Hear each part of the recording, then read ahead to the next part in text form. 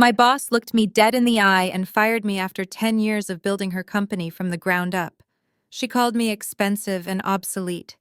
Then I went home early to find my husband draining our savings account for his deadbeat sister. They thought I was a victim. They had no idea I was the one holding the kill switch. Before I tell you how I brought down a corporation and my toxic marriage in 48 hours, let me know where you are watching from in the comments. Hit like and subscribe if you have ever had to remind people exactly who you are. The glass walls of the conference room felt like a cage, but I was not the one trapped. Bianca, the newly appointed CEO, who had been in the role for exactly 3 months, tossed a manila folder onto the mahogany table. It slid across the polished surface and stopped inches from my hand. "Sasha, we need to talk about the future of Apex Logistics," she said, her voice dripping with faux sympathy. "After reviewing the quarterly budget, we have decided to restructure the operations department. Your position as COO is being eliminated effective immediately." I looked at the woman sitting across from me. She was older than me but tried desperately to look 25. She resented that the board listened to me more than her. She resented that I knew every line of code in our logistics software. Frankly, she just hated me because I was better at her job than she was. "Restructuring," I repeated, keeping my voice dangerously even. "That is an interesting word for firing the person who built your entire supply chain infrastructure." Bianca leaned back in her chair, a smug smile playing on her lips. "Let us be honest, Sasha. You are a legacy hire. Your salary is bloated, and quite frankly, your methods are outdated. We need fresh energy. We need innovation. We are offering you a standard severance package if you sign the non-disclosure agreement right now. You have until Friday to clear out your desk, but I want your access badge today." I picked up the pen. I did not argue. I did not cry. I did not remind her that I was the innovation she was talking about. I did not mention that without me the servers would not know how to talk to the distribution centers. I just looked at the termination date typed in bold letters. "So, to be clear, my employment and all responsibilities end today right now?" I asked, locking eyes with her. Bianca laughed, a sharp, brittle sound. "Yes, Sasha. Right now. Do not expect a goodbye party. Just sign the papers and go." Perfect. I signed the paper with a flourish. The scratch of the pen against the paper was the only sound in the room. I stood up, smoothing down my skirt. I walked out of the conference room without looking back. The open-floor office was silent. Junior analysts I had mentored looked down at their keyboards, too terrified of Bianca to meet my gaze. I did not blame them. I walked to the elevator, my heels clicking a steady rhythm on the floor. As the doors slid shut, cutting off the view of the empire I had built, I pulled out my phone. I opened a secure messaging app and typed 3 words to an unknown number: "Execute Omega Protocol." The walk back to my desk felt like a funeral procession, where I was both the corpse and the pallbearer. The open floor plan of Apex Logistics, a layout I had designed to foster collaboration, now served as a theater for my public execution. I reached my workspace, the corner office, with the view of the Atlanta skyline, and picked up a cardboard box. I did not rush. I folded my personal photos. I stacked my awards. I placed the crystal paperweight my father gave me for my promotion 5 years ago on top. I looked up through the glass walls. Kevin, the senior analyst I had hired when no one else would give him a chance because of his criminal record, saw me looking. He immediately turned his chair around, pretending to be engrossed in a spreadsheet. Sarah, whose maternity leave I had fought the board to extend with full pay, suddenly found the pattern on the carpet fascinating. 10 years of mentorship, late-night pizza orders, and covering their mistakes, erased in 10 minutes by the fear of the new tyrant. They were terrified. Bianca had made it clear that loyalty to me was a fireable offense. I was placing my final personal notebook into the box when the double doors swung open with a violent crash. Bianca stood there, flanked by 2 uniformed security guards. She was not content with just firing me. She needed to make an example of me. She needed to show the entire floor that the old guard was dead. "Everyone stop working," Bianca shouted, her voice shrill and commanding. Heads snapped up. The silence was absolute. "I want everyone to witness this. This is what happens when you become dead weight." Officers escort Ms. King from the building immediately. Ensure she does not touch any company property. If she tries to access a computer, arrest her. The larger guard stepped forward, reaching for my arm. I pulled back sharply. "Do not touch me," I said, my voice low, but carrying enough authority that he hesitated. "I am leaving. There is no need for the theatrics," Bianca sneered, crossing her arms over her chest. "I decide what is necessary. You are a security risk, Sasha. You know too much about our operations. I want her out of here now. Walk her out like the liability she is." I picked up my box. I held my head high. I looked Bianca straight in the eyes and gave her a small, pitying smile. "You are right, Bianca. I do know too much. Remember that." I began the long walk to the elevators, the guards trailing a foot behind me like I was a convict. I could feel the eyes of 50 employees burning into my back. The shame they tried to project onto me slid off. I felt lighter with every step. As we passed the central server room, the glass-enclosed heart of the company, where the blue lights of the server racks hummed with the data of 1,000,000 shipments, I paused. "Keep moving?" The guard grunted. I ignored him for a split second. I looked through the glass at the black towers of technology. Those servers ran on my architecture. They breathed because I told them how to breathe. I leaned slightly toward the glass, my breath fogging it for a brief second. "Sleep well," I whispered. The elevator doors opened. I stepped inside. As the doors slid shut, cutting off the sight of Bianca's triumphant smirk and the cowardly faces of my former team, I checked my watch. It was 2 o'clock. The servers would update at midnight. They had 10 hours left to live. I pulled my car into the driveway at 2 in the afternoon. The house should have been empty. I expected silence. I expected a sanctuary where I could pour a stiff drink and process the fact that my career was over. Instead, I saw a red convertible parked crookedly across 2 spots. It belonged to Courtney, my husband's sister-in-law. The woman who smiled to my face at Thanksgiving and rolled her eyes every time I turned my back. I unlocked the front door without making a sound. The adrenaline from the confrontation with Bianca had not faded. It had sharpened my senses. I could hear giggling drifting from the living room. I took off my heels and walked softly down the hallway in my stocking feet. The plush runner absorbed my steps. I stopped just outside the archway to the living room, pressing my back against the wall. The sight that greeted me made the bile rise in my throat. Courtney was standing in front of the floor-length mirror. She was draping my limited edition Hermes Birkin bag over her shoulder. The bag I had bought to celebrate my 35th birthday. The bag I had worked 80-hour weeks to afford. She was posing, twisting her hips and pursing her lips at her reflection. "God, this color is completely wasted on her," Courtney said, her voice dripping with disdain. "She is such a boring old hag. She probably keeps this wrapped in a dust bag in the dark. It deserves to be seen, Dante. It deserves someone with actual style and youth." Dante was sitting at the dining table, his back to me. He was hunched over his laptop, typing furiously. He did not even look up at her. "Just borrow it for the weekend," he mumbled. "If she asks, I will say I took it to get the leather conditioned. She is so distracted lately she barely notices what happens in her own house. She is too busy playing boss lady to pay attention to her inventory." I watched Dante hit the enter key with an aggressive tap. I saw the green confirmation bar flash on the screen reflected in the mirror behind him. "There we go," he said, leaning back in his chair and cracking his knuckles. $50,000 transferred. That should cover the back rent for your boutique and get the tax board off your back for a few months." My breath hitched in my chest. $50,000. That was not spending money. That was our liquidity. That was the money we had been saving for a down payment on a new property. He had just liquidated our safety net to bail out Courtney's failing candle shop. Courtney squealed and rushed over to hug him, the Birkin swinging from her arm. You are the best brother-in-law ever.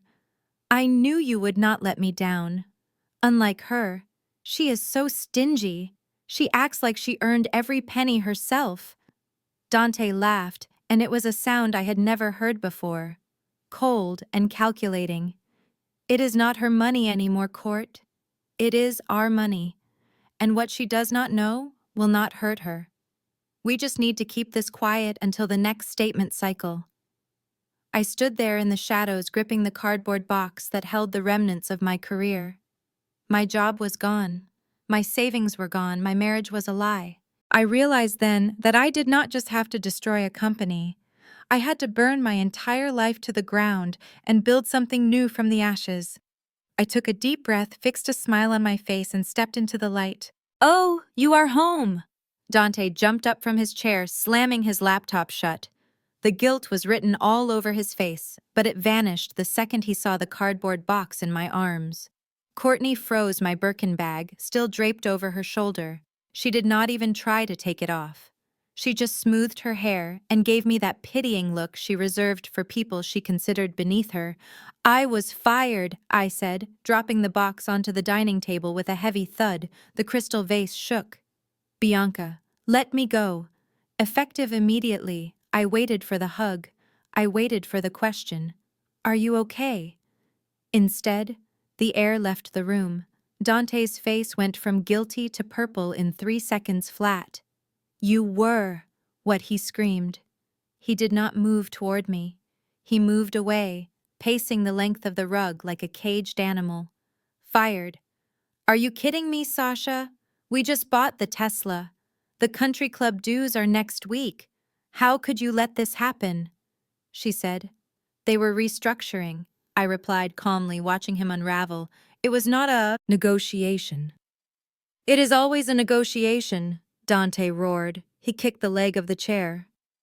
You probably gave her attitude, did you not? You always have to be the smartest person in the room. You could not just keep your mouth shut and collect the check. That is 6 figures down the drain because you have an ego problem. Courtney chimed in, walking over to stand beside him, still wearing my 5-figure bag like armor. She placed a hand on his arm, performing the role of the supportive woman while stabbing me in the back. I told you this would happen. Dante, she said, her voice dripping with fake sweetness. This is why I do not believe in women acting like men.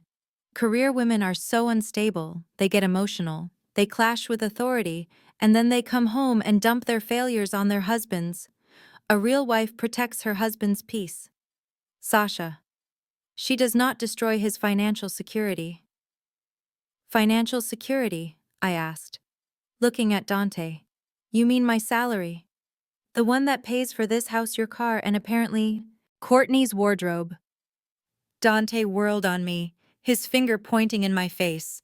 Do not throw that in my face. We are partners, or we were supposed to be. But now you are just a liability. What am I supposed to tell my friends, that my wife could not hold down a job? That we are broke? We are not broke. Dante, I said, my voice dropping an octave. I have savings. Or at least I thought I did. He froze. The vein in his forehead pulsed. What is that supposed to mean? You better not have touched our liquidity. That money is for investments, for our future. Our future? Courtney echoed, smirking at me. Maybe if you had focused less on climbing the ladder and more on being a supportive partner, you would not be in this mess. Now Dante has to clean up your disaster again. They stood there united in their greed and contempt. They did not see a wife or a sister-in-law who had just lost a decade of her life. They saw an ATM that had just run out of cash, and they were furious.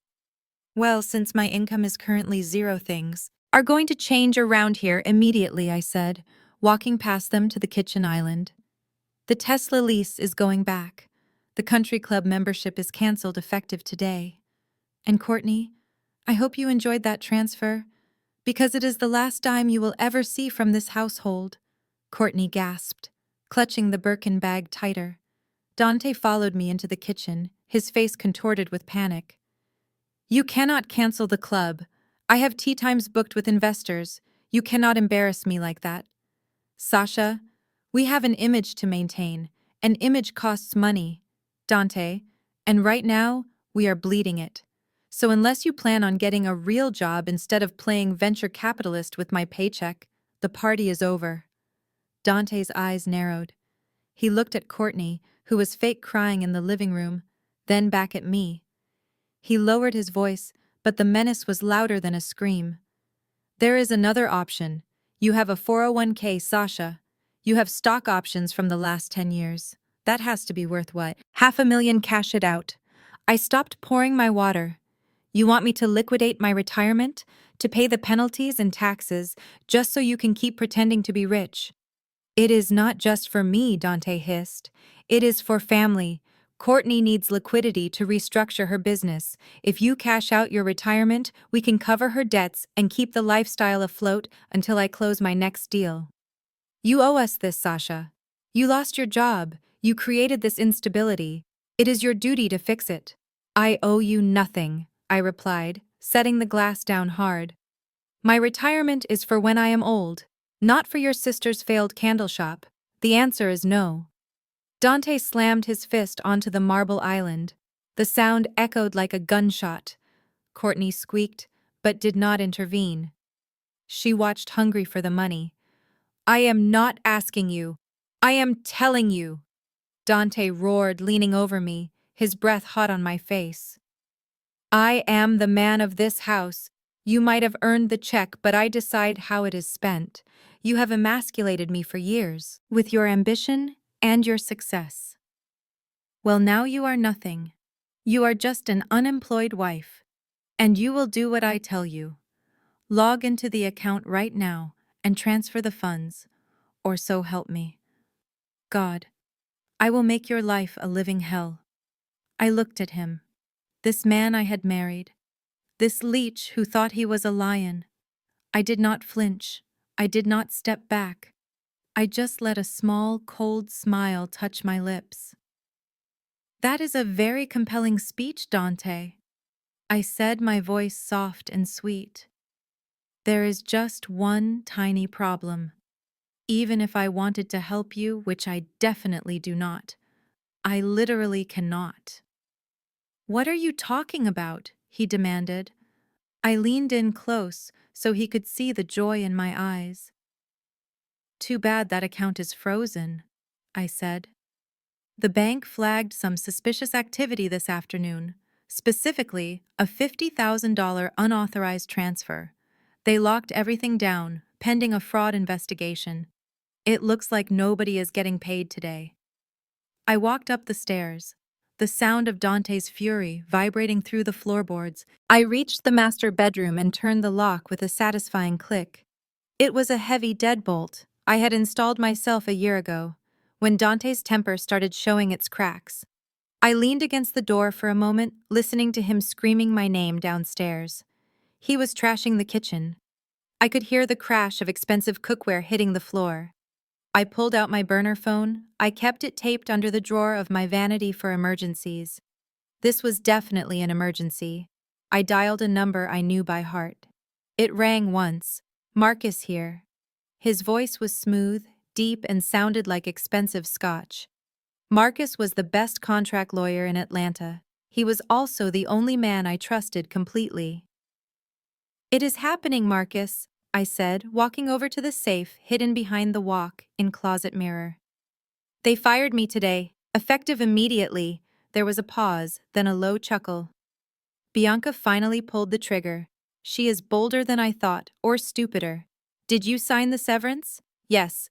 And Dante just confessed to wire fraud. He drained the joint account for Courtney. I spun the dial on the safe, left, right, left. The heavy door swung open. Inside sat a stack of documents bound in leather. My life's insurance policy. Marcus let out a sharp breath.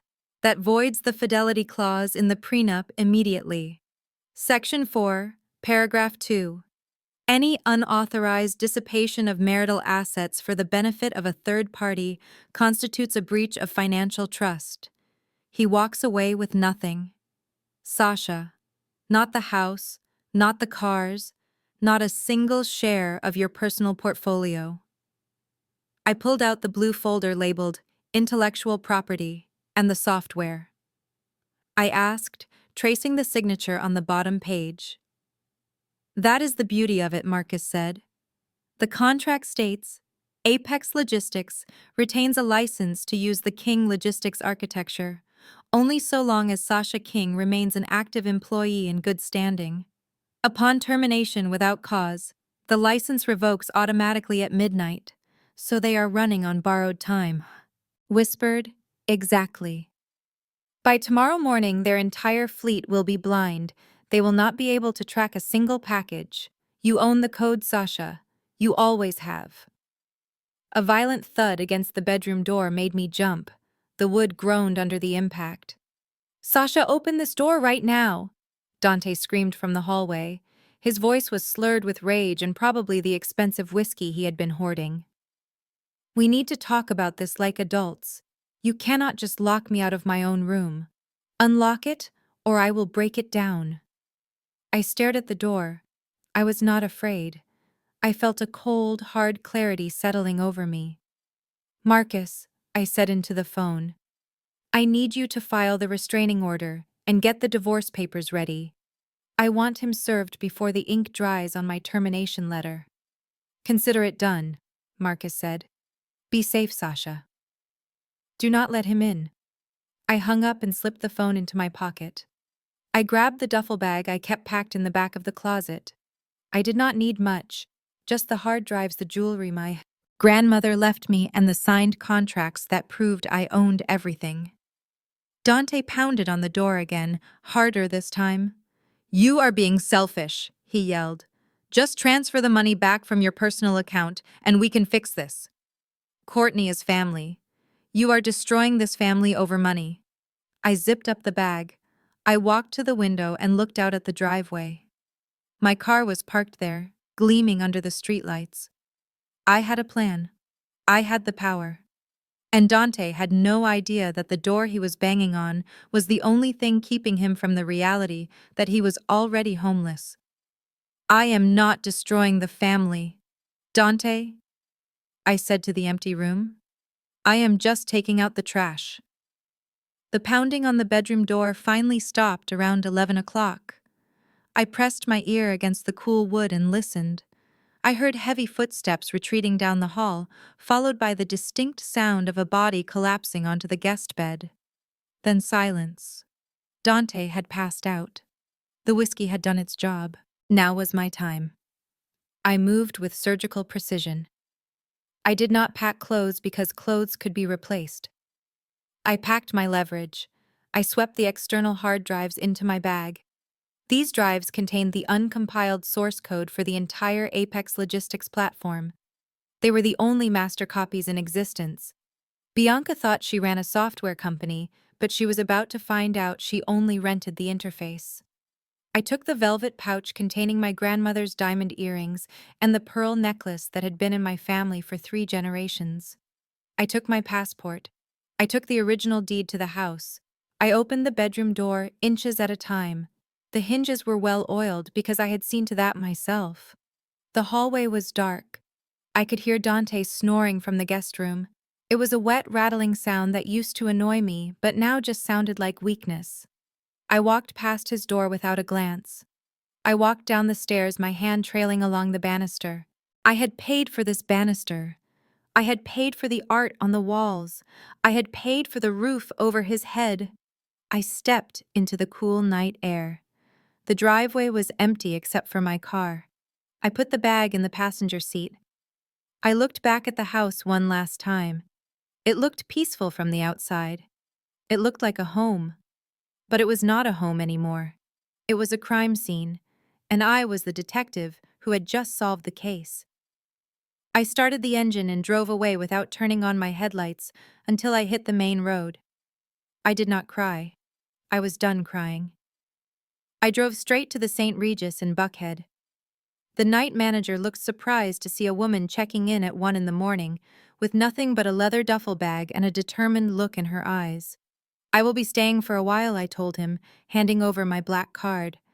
I need the penthouse suite, and I need absolute privacy. No calls, no visitors. He handed me the keycard with a nod. I took the elevator to the top floor. The suite was expansive. It smelled of lilies and old money. I walked to the floor-to-ceiling windows and looked out at the Atlanta skyline. Somewhere out there, Bianca was sleeping soundly, believing she had won. Somewhere out there, Courtney was dreaming of spending my money. I placed the hard drives on the glass desk. I opened my laptop. I poured myself a glass of water from the crystal carafe. I was not just a fired employee anymore. I was not just a cheated wife. I was the architect of their destruction. I sat down and opened the command terminal. Let the games begin.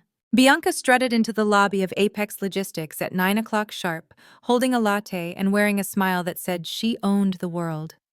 She expected the hum of productivity, the sound of conveyor belts moving packages, and the murmur of sales calls. Instead, she walked into a funeral parlor. The reception desk was empty. The usual buzz of the operations floor was replaced by a heavy, suffocating silence interspersed with the frantic clicking of mice and the sound of hushed, panicked whispers. She walked through the double doors onto the main floor, expecting to see her employees hard at work, erasing my legacy. Instead, she saw a sea of red. Every single monitor in the office, from the junior dispatchers to the senior vice presidents, was glowing with an angry crimson light. It looked like the building was bleeding. "What is going on here?" Bianca demanded, her voice cutting through the tension like a knife. "Why is nobody working? Where are the shipment confirmations, Kevin?" The senior analyst looked up. His face was pale. The sweat on his forehead was visible even from a distance. He pointed a shaking finger at his screen. Bianca marched over and looked. The text was white against the red background, bold and impossible to miss. System halted.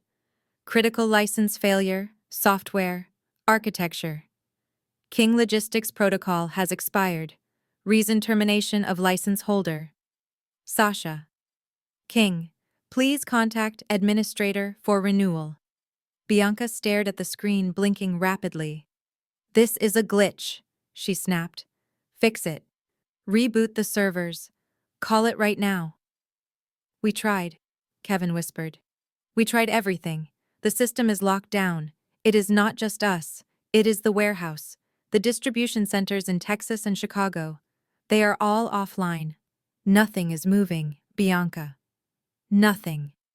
The phone on Kevin's desk began to ring. It was a harsh, jarring sound. Then the phone at the next desk started. Then another. Within 10 seconds, the entire room was filled with the cacophony of ringing telephones. It was the sound of a business dying in real time. The vice president of sales rushed out of his office, holding his cell phone away from his ear. "You need to take this," he yelled at Bianca. "It is the regional director for Amazon. They have 50 trucks sitting at our loading docks and the gates will not open. They cannot load. They cannot unload. They are threatening to pull the contract if we do not get the fleet moving in 10 minutes. Bianca grabbed the phone, her hand trembling. "Get Gary from it. Down here now," she screamed at the room, ignoring the Amazon executive on the line. "I want this fixed. I want Sasha." "King's name off my screens." Gary. The IT director ran onto the floor, looking like he had just seen a ghost.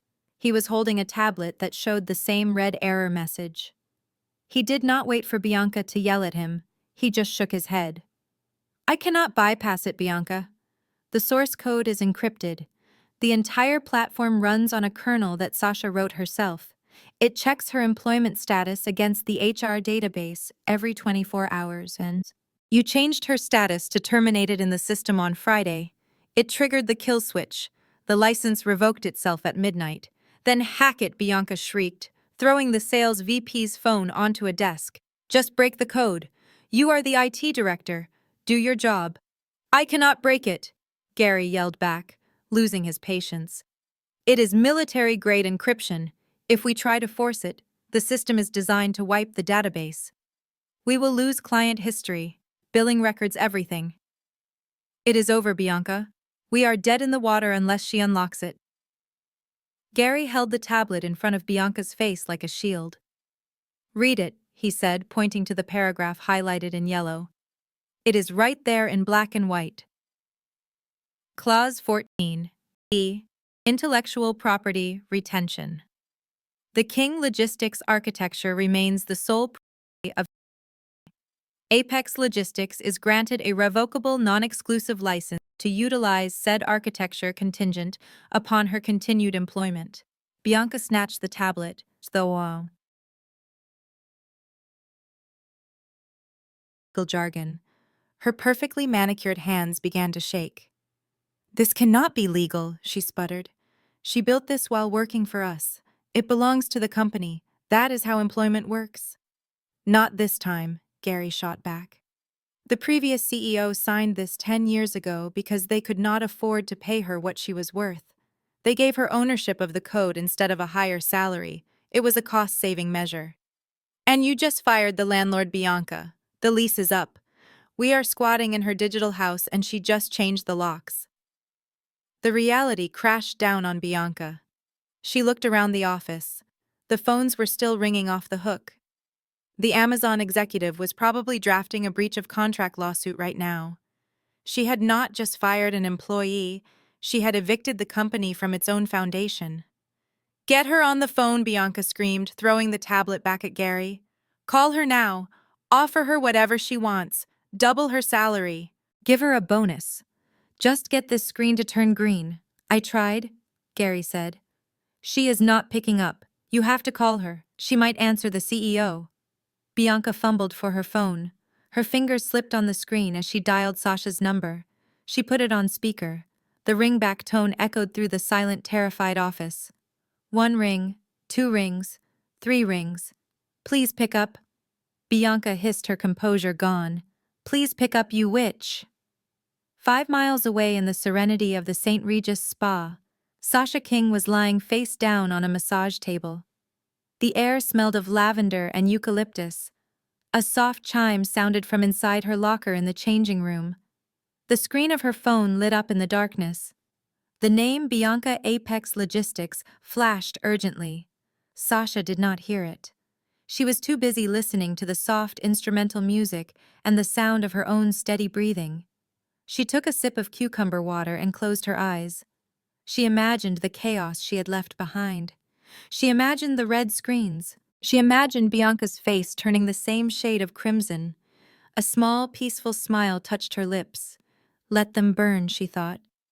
She rolled her shoulders, relaxing into the massage. The phone in the locker rang until it went to voicemail. Then it rang again. And again. But nobody was home to save Apex Logistics today. Dante adjusted the cuffs of his Italian suit jacket and leaned back in the leather booth at the Palms. It was the kind of restaurant where the menus did not have prices and the waiters whispered the specials like they were sharing state secrets. He was holding court with 3 of his college buddies' men who usually looked down on him, but were suddenly very interested now that he was promising to invest in their ventures. "Keep the champagne coming," Dante told the sommelier, with a lazy wave of his hand. "We are celebrating. My wife finally trimmed the fat at her company. We are moving liquid assets around. Big things are happening."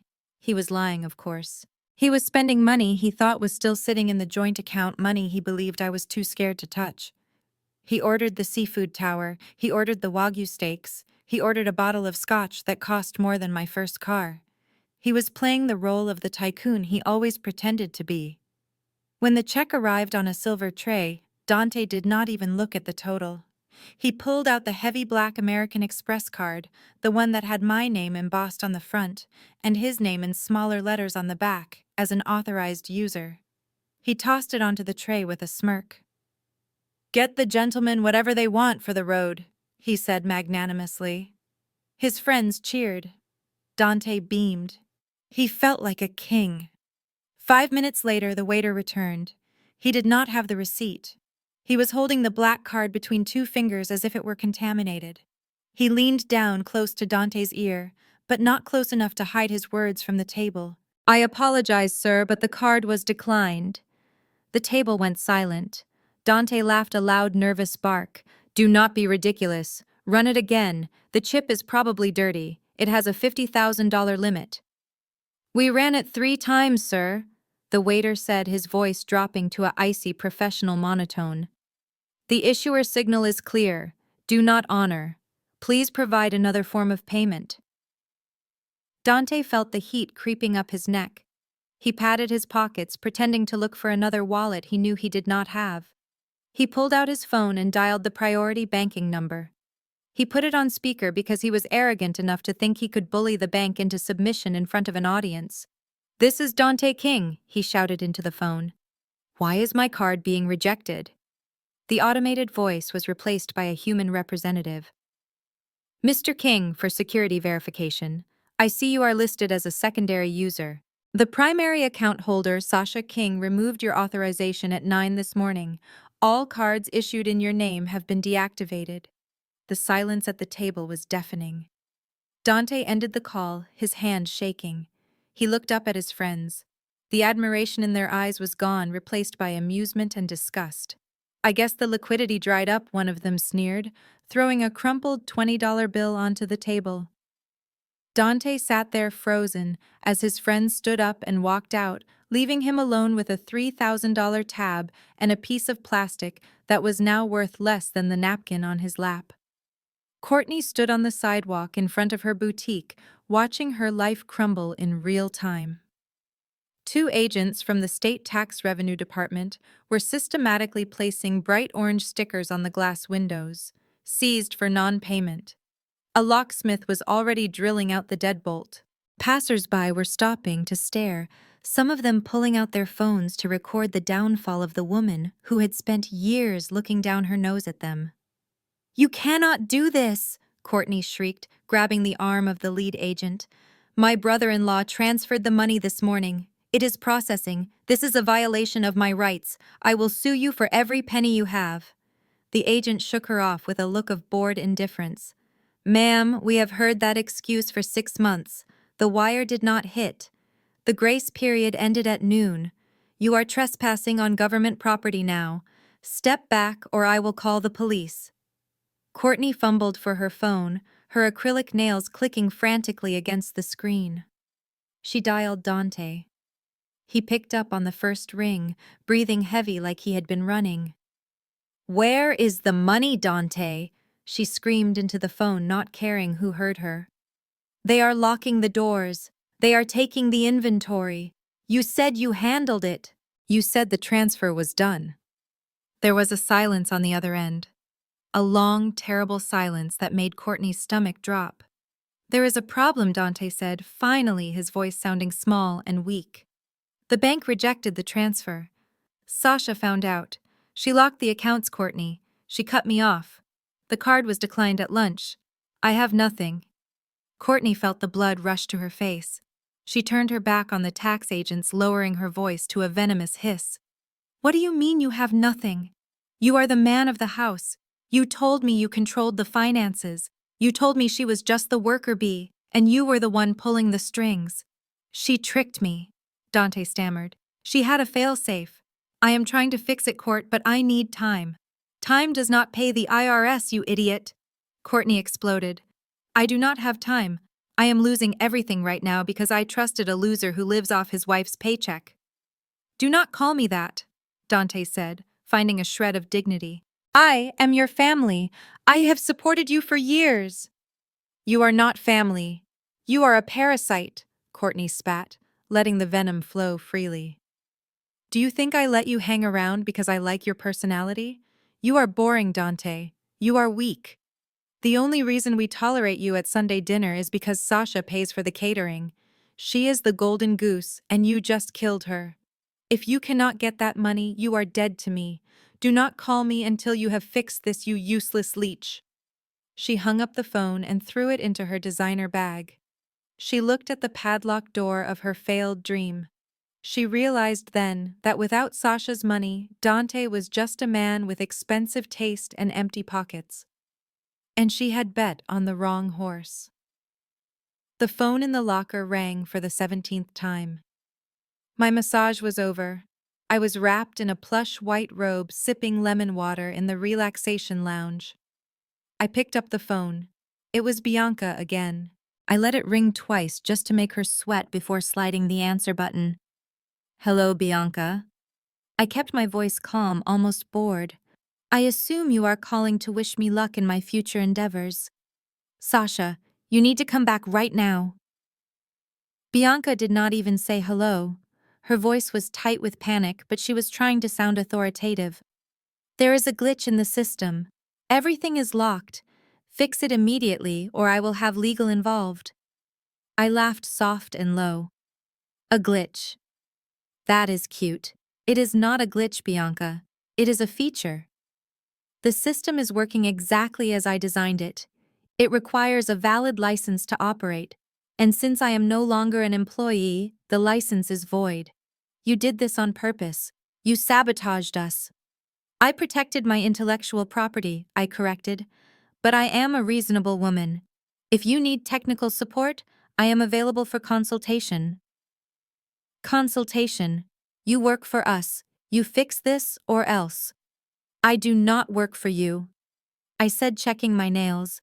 You fired me, remember? I am a private contractor now, and my rates have gone up. Significantly. How much? Bianca demanded. $5,000 an hour, I said. Minimum retainer of 100 hours, paid up front. Non-refundable. There was a choking sound on the other end. That is $500,000. You are insane. That is extortion. That is the price of doing business with the best, I replied. You said I was expensive before. Now you know what expensive really looks like. You have two choices, Bianca.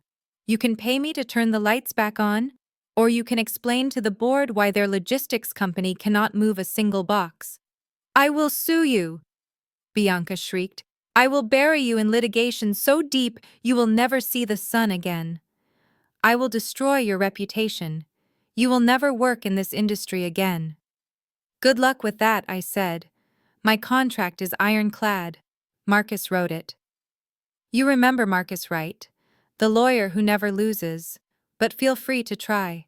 Every hour you spend talking to lawyers is another $1,000,000 in lost revenue. The clock is ticking, Bianca.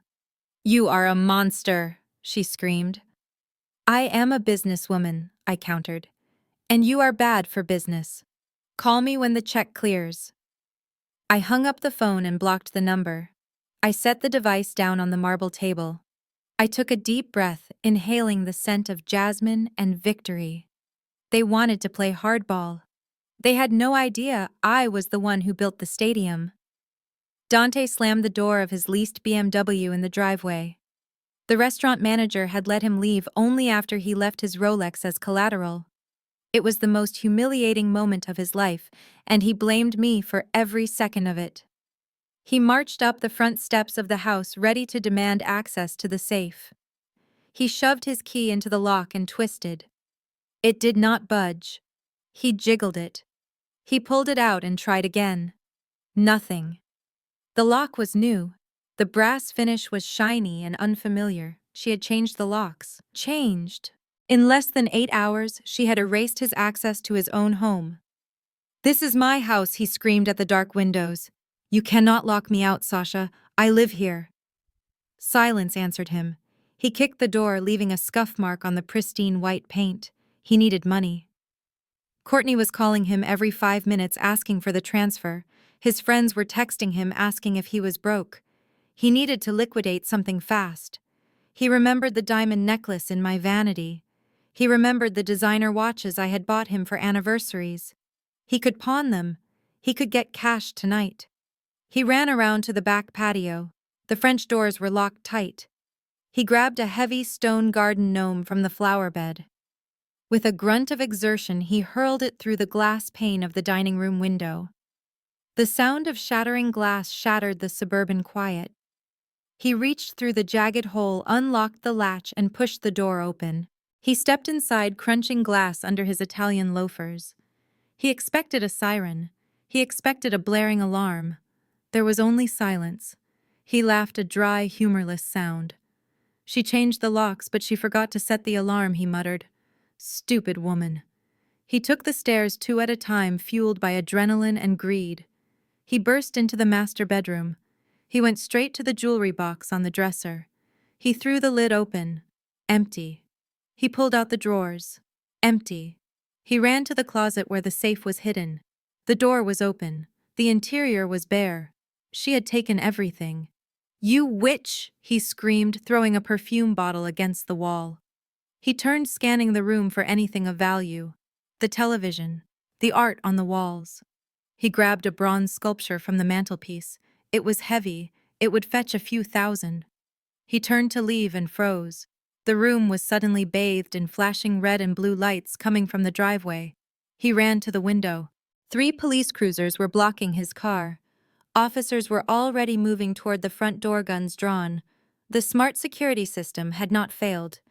It had triggered a silent duress alarm the moment the glass broke, sending a direct feed of the break-in to the local precinct. "Police department, come out with your hands up!" a voice boomed from a megaphone.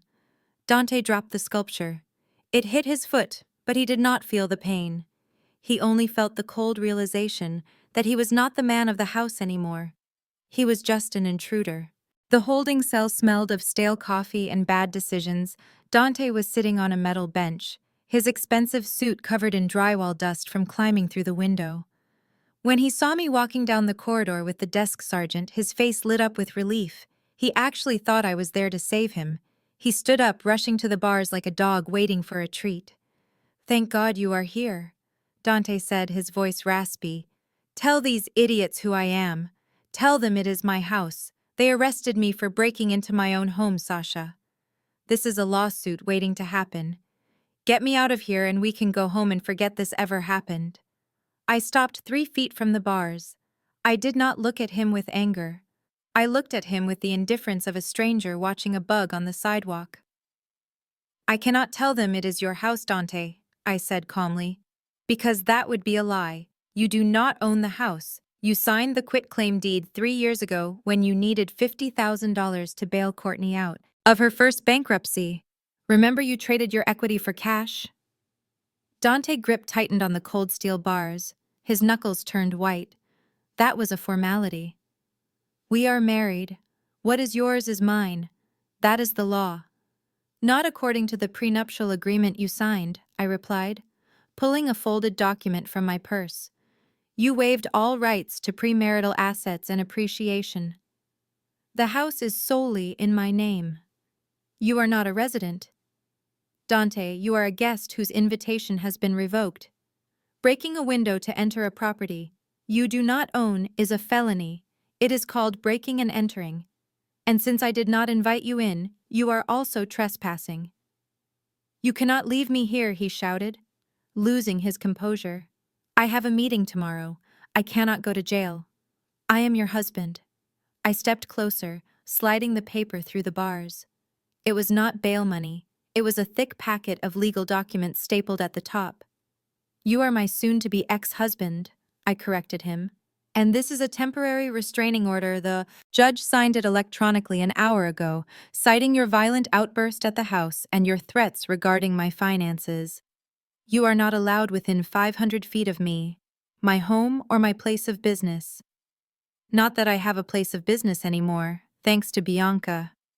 Dante stared at the papers, trembling. His eyes darted from the legal text to my face, searching for the woman who used to fold his laundry and pay his credit card bills.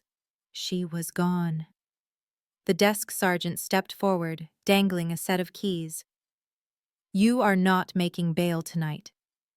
Mr. King, the charges are serious, and with the restraining order on file, we have to hold you for arraignment until the morning judge comes in. Sit down."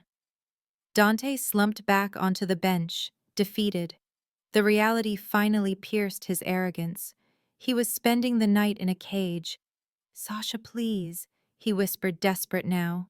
"Do not do this. I am sorry. I will fix it. Just get me out." I turned my back on him. The sound of my heels on the linoleum floor was the only answer he deserved. I walked out of the police station into the cool night air. I felt lighter. The parasite had been removed. Now it was time to deal with the host. I pulled out my phone and checked the time. It was barely dawn. The war was just beginning. The process server caught me at breakfast at the St. Regis. He handed me a thick envelope with the Apex Logistics logo stamped on the front. I did not need to open it to know what it was. Bianca was suing me for $20 million. The charges were impressive: sabotage of corporate assets, intellectual property theft, and my personal favorite, extortion in the first degree. She was trying to frame my consulting fee as a ransom demand. It was a bold strategy for a woman who did not even know how to reset her own email password. I walked into the courthouse 30 minutes early. I wore a tailored white suit that cost more than Dante's car. I wanted Bianca to see me. I wanted her to see that I was not losing sleep. I was not afraid, I was ready. The courtroom was cold. Bianca was already seated at the plaintiff table. She was flanked by 6 lawyers in gray suits. They looked like a pack of sharks smelling blood in the water. They had stacks of evidence boxes and charts prepared to show the judge how much money Apex was losing every minute. Bianca looked over her shoulder at me. She smirked. She mouthed the word jail. I sat down at the defense table. I placed a single slim leather folder on the wood. That was all I needed. Marcus sat beside me. He did not open a briefcase. He just crossed his legs and checked his watch. He knew what was in the folder. The judge entered. He was an older man with no patience for theatrics. Bianca's lead attorney stood up immediately. He was a man who liked the sound of his own voice. Your Honor, the defendant, Sasha King, has committed an act of digital terrorism against my client. She has maliciously encrypted vital company data and demanded an exorbitant ransom of $500,000 to release it. We are asking for an immediate emergency injunction to force her to unlock the system, and we are seeking maximum punitive damages. This is not just a business dispute. This is a hostage situation. Bianca nodded vigorously, dabbing at dry eyes with a tissue. She was playing the victim perfectly. She wanted the judge to see a helpless CEO being bullied by a disgruntled ex-employee. The judge turned to me. Ms. King, these are serious accusations. Do you have a defense against the charge that you destroyed company property? I stood up. I did not shout. I did not point fingers. I spoke with the calm precision of the woman who had built the very system they were arguing about. Your Honor, I object to the term destroyed. Nothing has been destroyed. The software simply stopped functioning because the license expired. As for the extortion charge, I am a private consultant. My rates are high because my expertise is rare. If Apex Logistics finds my fees unreasonable, they are free to hire someone else to write a new operating system. From scratch! Bianca jumped up, knocking her chair back. She planted a logic bomb. She is lying. She wants to bankrupt us. I turned to face her. I do not want to bankrupt you, Bianca. You are doing a fine job of that yourself. I just want what is mine. And today I am going to prove that you are suing me for taking back my own property. Your Honor, before you rule on the injunction, I would like to submit one piece of evidence. It is the original employment contract I signed 10 years ago. Not the digital copy stored in HR, which Bianca likely edited, but the physical wet ink original. I walked to the bench and placed the yellowed document on the judge's desk. The paper was thick and textured. It smelled of old filing cabinets and ironclad promises. The signature at the bottom was bold and sweeping. It belonged to the late founder, Elias Thorne, a man who valued talent more than corporate greed. Please direct your attention to Clause 17, Paragraph A, I said, my voice carrying to the back of the room. It clearly states that all software architecture algorithms and back-end code developed by Sasha King remain her sole intellectual property. Apex Logistics is granted a non-exclusive, non-transferable license to use said software. The license is contingent upon Ms. King's continued employment and may be revoked immediately upon termination without cause. The judge adjusted his glasses. He read the paragraph once, then he read it again. He looked up at Bianca's legal team, who were frantically whispering among themselves. Counsel, were you aware of this addendum? The judge asked, his voice stern. Bianca's lead lawyer stood up, sweating. Your Honor, we have never seen this document. We believe it may be a fabrication. It is notarized, the judge interrupted, pointing to the stamp. By the state of Georgia, dated 10 years ago.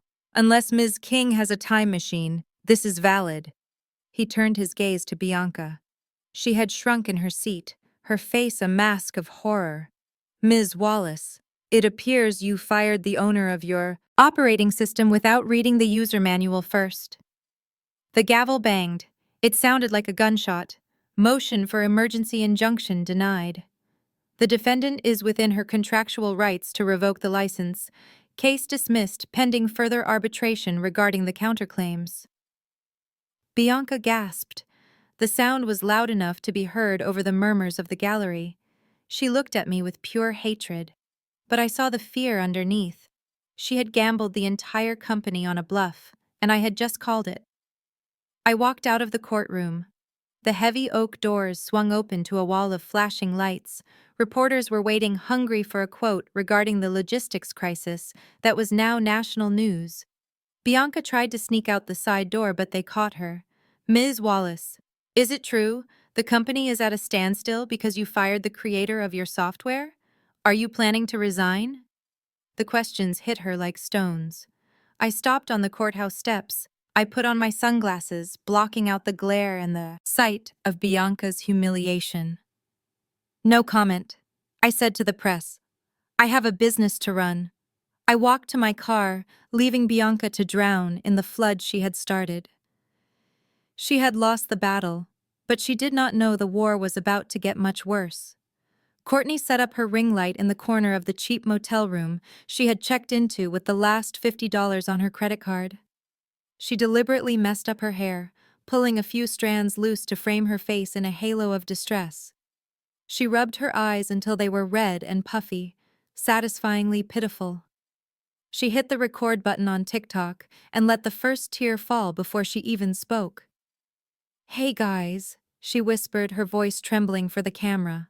I did not want to bring this to social media. I really did not, but I have nowhere else to go and nobody else to listen to me. My family is on the streets tonight because of one person, my sister-in-law, Sasha King.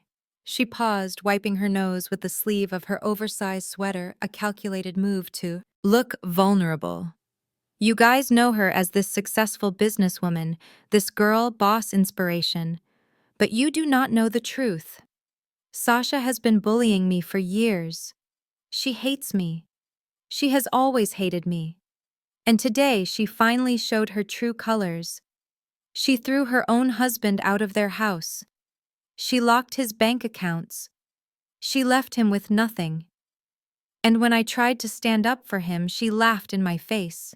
She told me that people like me do not deserve to be in her world. She called me white trash. Courtney sobbed, letting the lie hang in the digital air. She leaned closer to the camera, dropping her voice to a conspiratorial whisper. I think she hates me because I am white.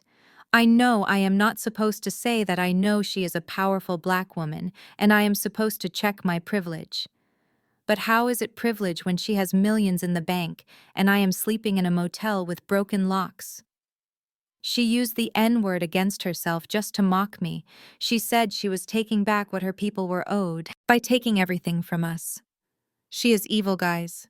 She is a monster hiding behind a diversity hire title. Please help us. We just need money for food. We need a lawyer to fight her. Someone has to stop her before she destroys anyone else.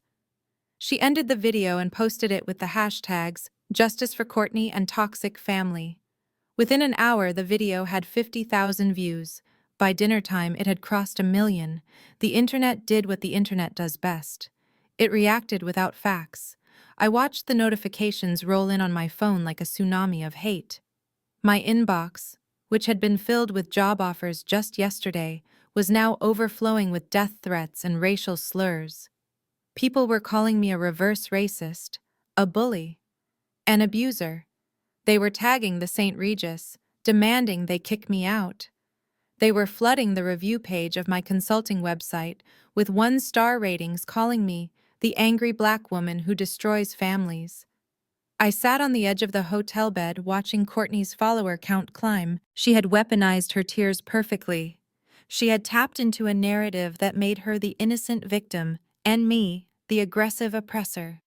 It was a masterclass in manipulation. The public did not care about contracts or intellectual property, or the fact that Dante had stolen my money. They only saw a crying white woman and a black woman who refused to help her. And for the first time since this war began, I felt a flicker of genuine fear. The court of law required evidence. The court of public opinion only required a good performance. And Courtney was giving the performance of her life.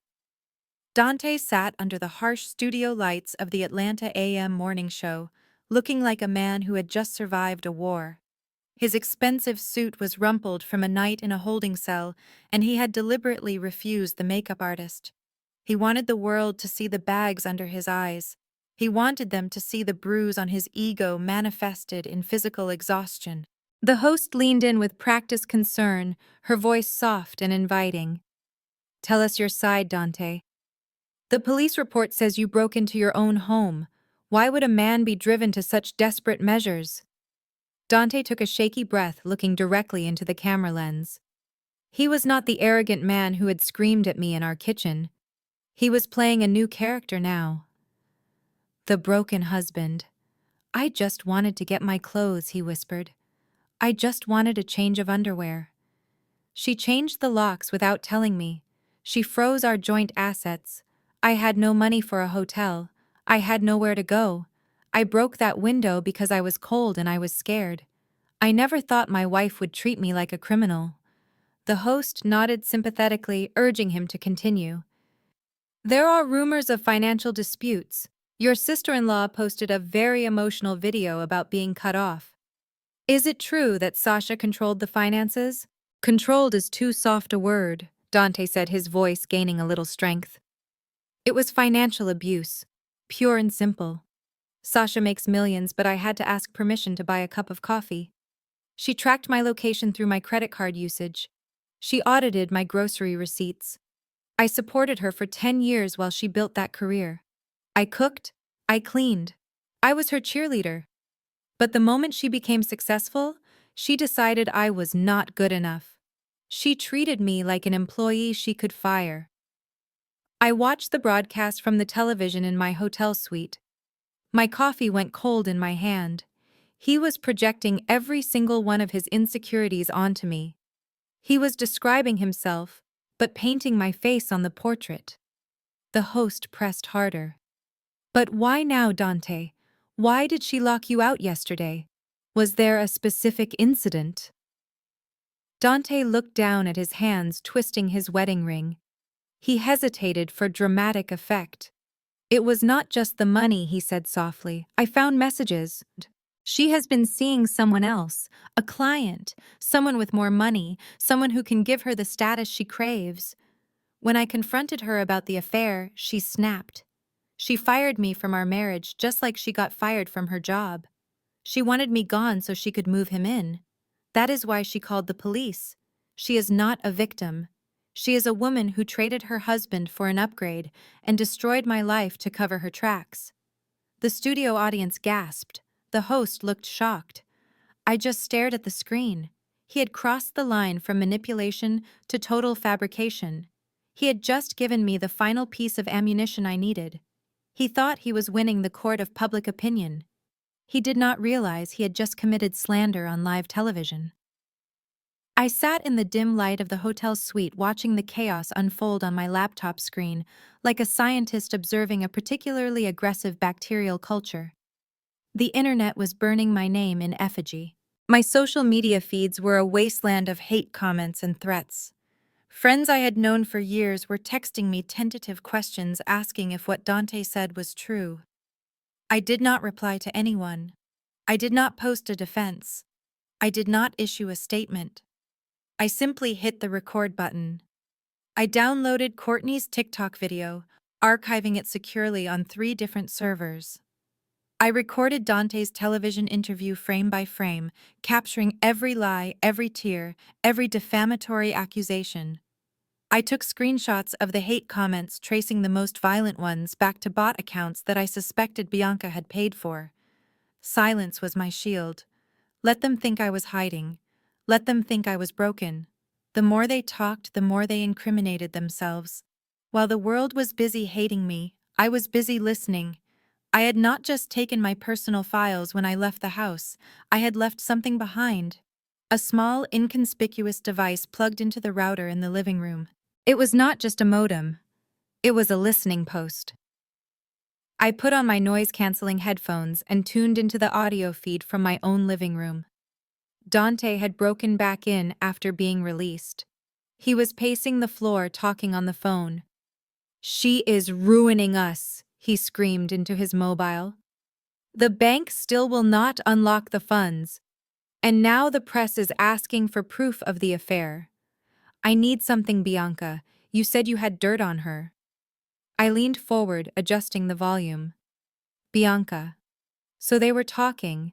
The CEO who fired me and the husband who betrayed me were collaborating. "Calm down, Dante." Bianca's voice crackled through the speaker, thin and tinny. "I am working on it. We just need access to her personal email. If we can get into her cloud storage, we can plant evidence. We can forge emails. We can make it look like she was selling company secrets to a competitor. That will justify the firing and destroy her credibility in court." "I need the password," Dante said. "She changed everything." "Think," Bianca hissed. "What does she use? Her mother's name. Her first pet. You lived with her for 10 years. You have to know something." "I am trying," Dante yelled back. "But right now I am more worried about the mortgage. If I do not get access to cash soon, I am going to lose the house. And Courtney is going to kill me." I smiled in the darkness. They were eating each other alive. Panic was setting in. They were desperate, and desperate people made mistakes. They were about to hand me the keys to their own prison cells. I saved the audio file and labeled it Exhibit A. Then I opened my email and drafted a message to Marcus. It was time to introduce the world to the real Sasha King. I sat at the glass desk in the hotel suite, my finger hovering over the enter key. The internet was still burning with accusations against me. The hashtags were trending. People I had never met were calling for my head on a digital pike. It was time to put out the fire with a flood of truth. I logged into my anonymous X account, the one I had created years ago for market research. It had 0 followers, but that would change in about 5 minutes. I uploaded the first video file. It was time-stamped 3 days ago. The camera angle from the walk-in closet was crystal clear. It showed Courtney rummaging through my jewelry box. She held up my grandmother's pearl necklace to her neck, preening in the mirror. Then she slipped it into her pocket. The audio picked up her mutter. "She will never even notice. She has so much junk she probably forgot she owns this." I uploaded the second video. This one was from the living room, dated 2 weeks ago. Dante was on the phone with his mother. He was pacing a glass of my expensive scotch in his hand. "Mom, calm down," he was saying, his voice loud and arrogant.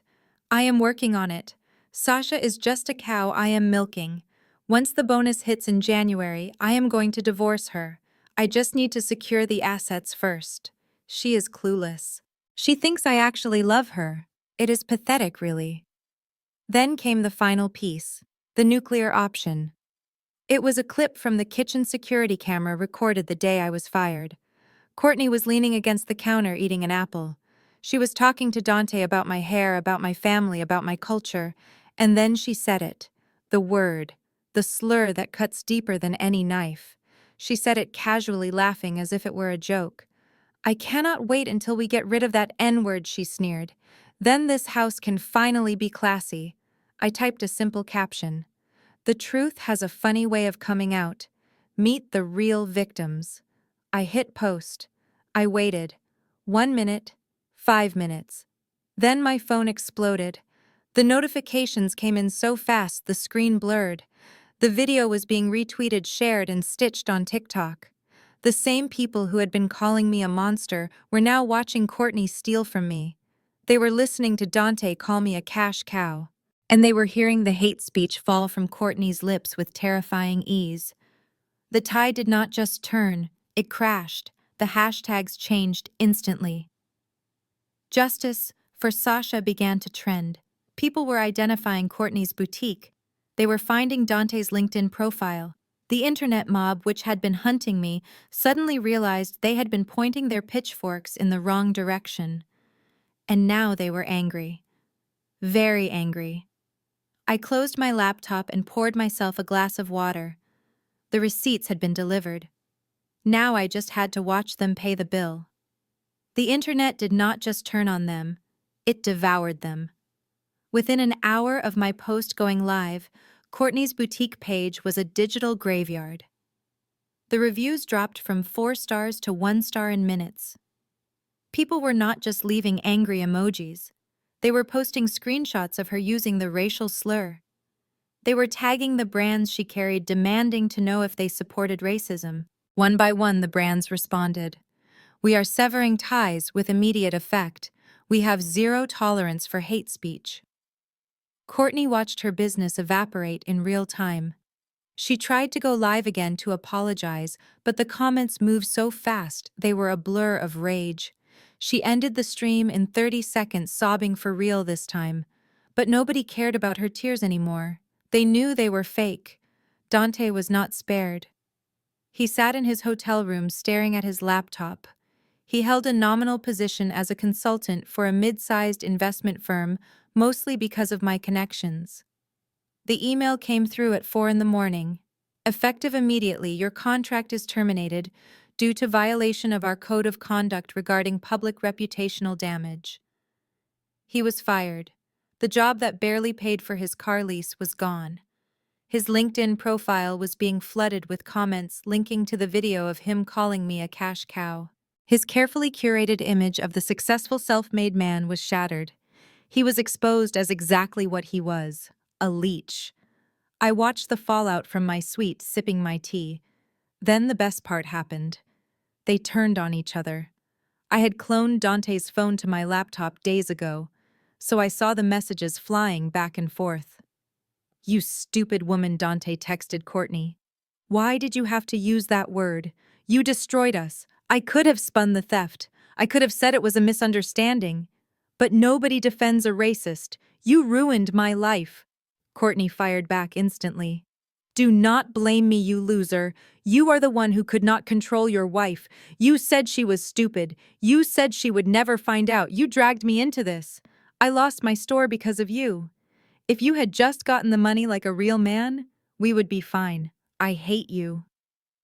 I laughed out loud in the quiet room. The rats were not just fleeing the sinking ship, they were eating each other to stay afloat. They had lost their income. They had lost their reputations. And now they had lost their alliance. They were alone, broke, and hated by millions. I closed the laptop. The court of public opinion had delivered its verdict. Guilty on all counts. But I was not done. I still had one more person to destroy. Bianca.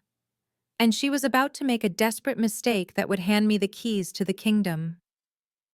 By Wednesday afternoon, Apex Logistics was not just bleeding, it was hemorrhaging. The stock price had plummeted 40% in 48 hours.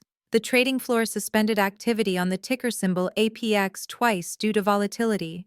Every major news outlet was running stories about the supply chain crisis caused by the shutdown. Trucks were idling in distribution centers across the country filled with rotting produce and undelivered medical supplies. The board of directors had given Bianca a 24-hour ultimatum.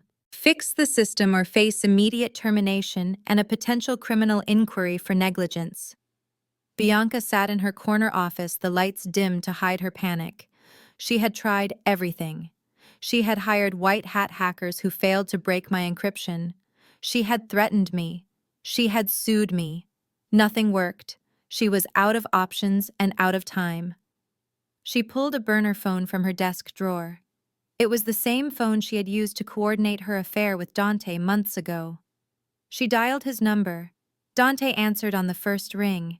He was currently hiding in a budget hotel on the outskirts of the city, dodging calls from his landlord and the creditors Courtney had set on him. "What do you want, Bianca?" He snapped, his voice rough with lack of sleep. "I am a little busy trying not to become homeless." "Shut up and listen," Bianca hissed, gripping the phone. I need the code Dante, the master key, the override, whatever she calls it. You lived with her for 10 years. You must know where she keeps the physical backups. Sasha never trusts the cloud completely. Where is the hard drive? Dante laughed a bitter sound. She took everything, Bianca. The safe is empty. She cleaned us out. Think harder, Bianca commanded. Is there a storage unit? A safety deposit box? A server at the house she forgot? If you get me that source code, I will wire $500,000 to an offshore account in your name. You can start over. You can leave Courtney and her mess behind. The line went silent. I could practically hear the gears turning in Dante's desperate mind. $500,000 was his ticket out of the hell he had created. There is a server, he said slowly. She kept a personal server rack in the basement. It is hidden behind the wine cellar. She used it for off-site backups in case the main grid went down. She called it the black box. I bet she did not have time to dismantle the whole rig when she left. It is bolted to the floor. Can you get to it? Bianca asked, her voice trembling with hope. I know the passcode to the keypad on the cellar door, Dante said. It is her grandmother's birthday. She never changes it. But the house is locked down. The police are watching. I will handle the police, Bianca said. I have a contact in private security who can disable the perimeter alarm for 10 minutes. You just need to get inside, get the drive and get out. Bring it to me at the office tonight. Do we have a deal?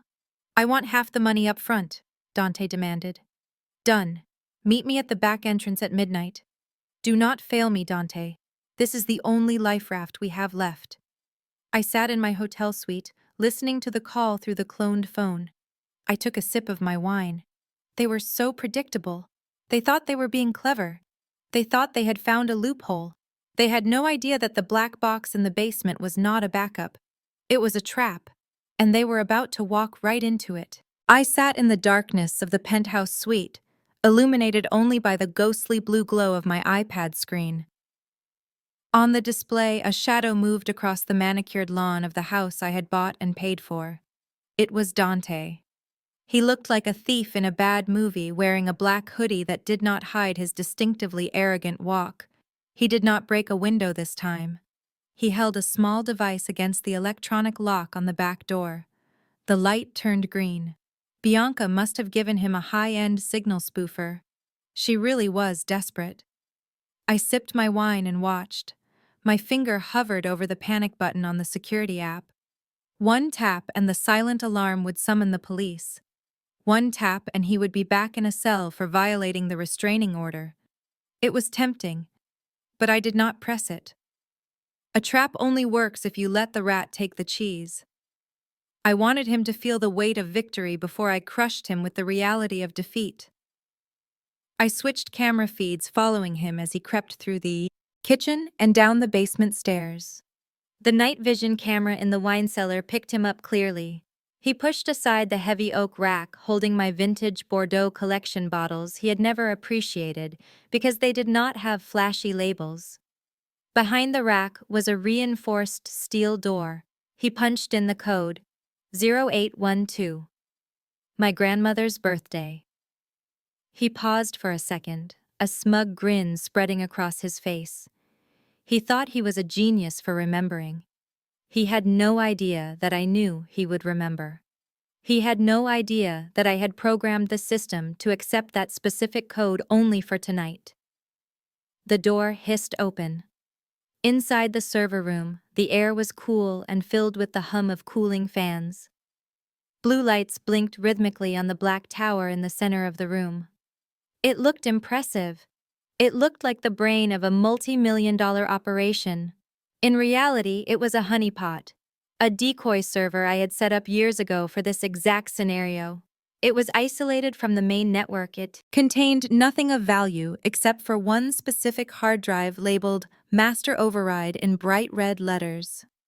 Dante's eyes widened. He rushed forward. He did not check for traps. He did not check for backups. He just ripped the drive out of the bay. He shoved it into his jacket pocket, patting it like it was a stack of gold bars. Take it, Dante, I whispered to the empty hotel room. Take your severance package." He turned and ran back up the stairs. I watched him exit the house and sprint to his car. I took another sip of wine. He was holding a digital grenade, and he was running straight to Bianca to pull the pin. I closed the app. The show was over for now. The real fireworks would start when they plugged that drive in. Bianca was pacing the length of the executive server room, her heels clicking a nervous staccato rhythm on the raised floor tiles. She checked her Cartier watch for the 10th time in a minute. The building was silent around her, a tomb built of glass and steel awaiting resurrection when the service elevator dinged. She spun around, her eyes wide and hungry. Dante stepped out, pulling the hood of his sweatshirt back to reveal a face flushed with adrenaline and triumph. He held the red hard drive aloft like a trophy. "You actually did it," Bianca breathed. She did not reach for the drive first. She reached for him. She grabbed the lapels of his jacket and pulled him into a bruising kiss. It was not the kiss of a business partner thanking a contractor. It was the familiar possessive kiss of a lover who had been waiting in the shadows for far too long. Dante responded instantly, dropping the drive onto a nearby console to wrap his arms around her waist. "I told you I would handle it," he murmured against her neck. "I told you I would take care of us, just like I have for the last 18 months. I knew I picked the right brother," Bianca said, pulling back to look at him with predatory affection. Sasha always thought she was the smart one.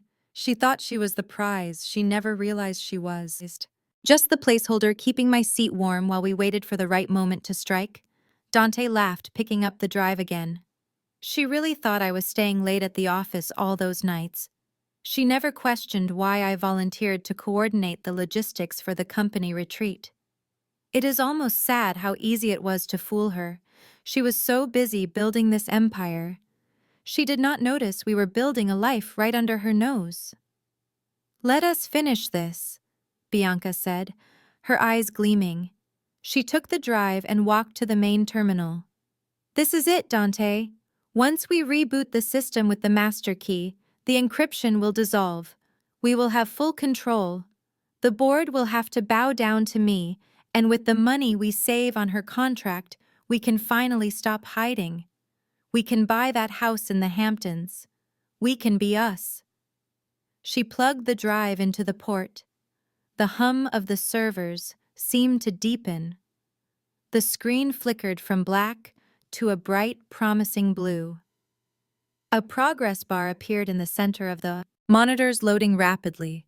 Green text scrolled across the screen. "System restore initiated, override protocol detected. Access granted."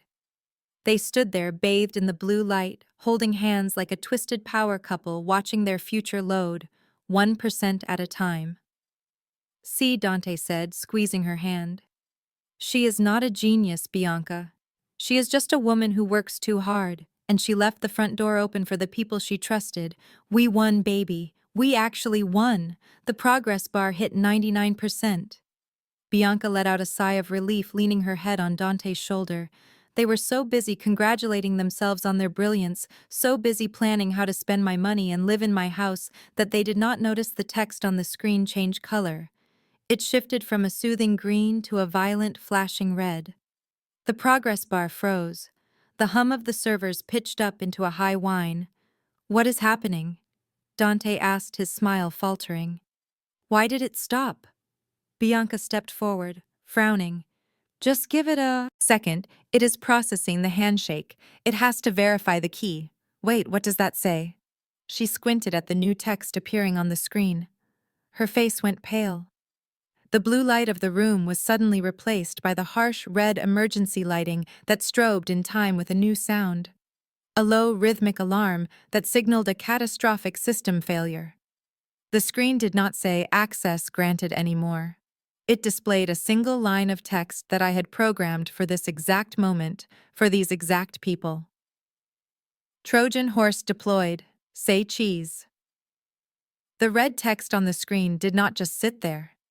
It began to scroll faster and faster until it was a blur of code. The progress bar that had promised them salvation was replaced by a new one labeled Evidence Upload to Federal Bureau of Investigation. Bianca screamed a sound of pure, primal terror. She lunged for the hard drive, trying to rip it out of the port, expecting it to stop the flow of information. But I had anticipated that, the moment the drive was inserted. The virus had already latched onto the root directory. It was not running from the drive anymore. It was running from the core of the mainframe, and it was hungry. "What is it doing?"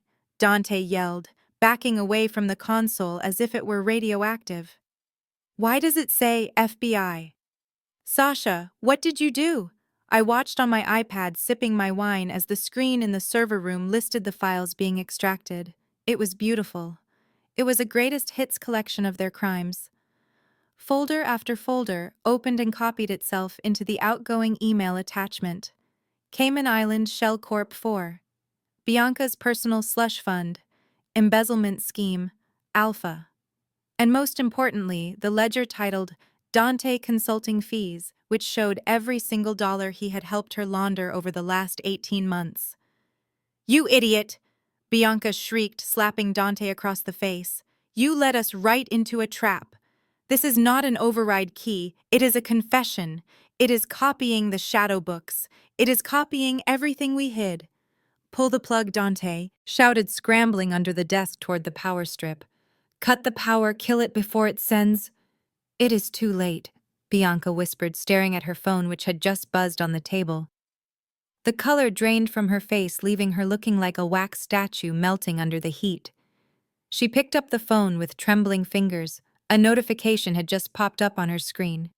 It was an automated email alert from the company server.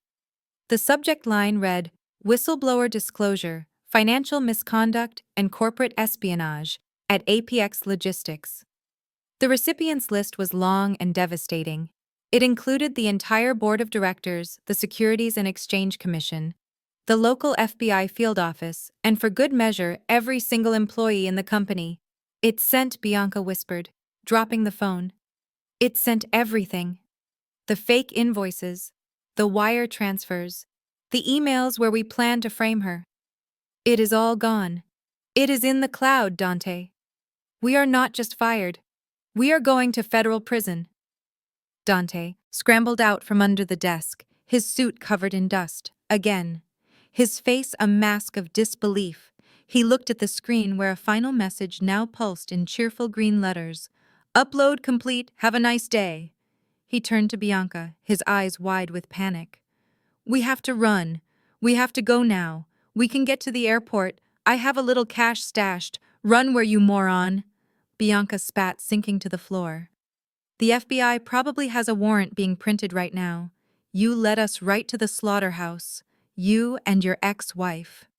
She played us, Dante. She played us like a fiddle, and we danced right off the cliff."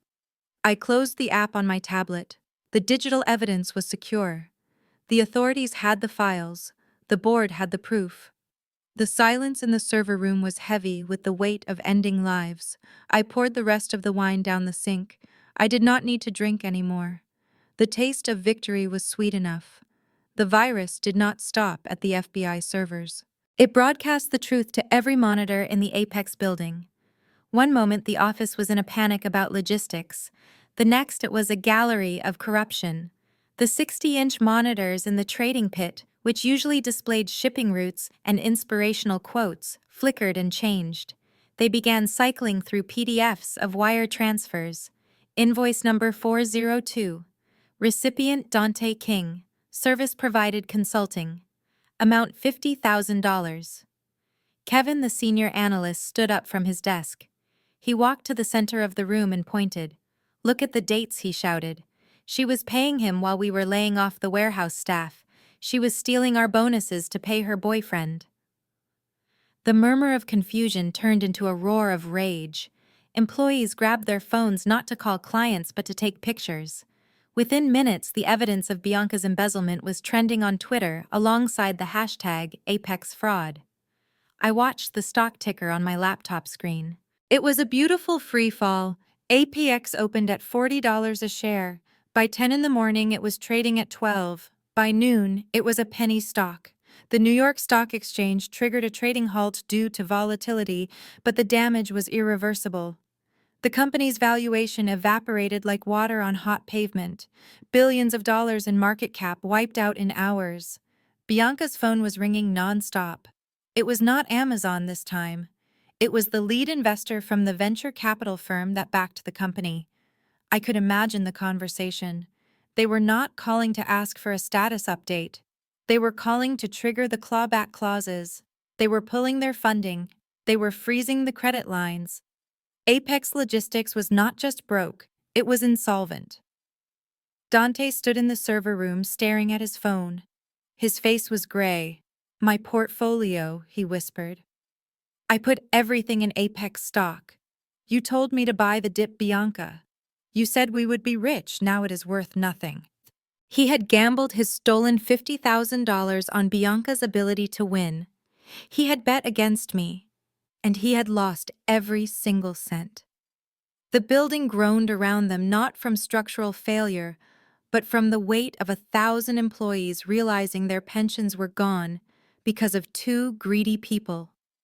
The empire had fallen, and I was the one holding the remote control.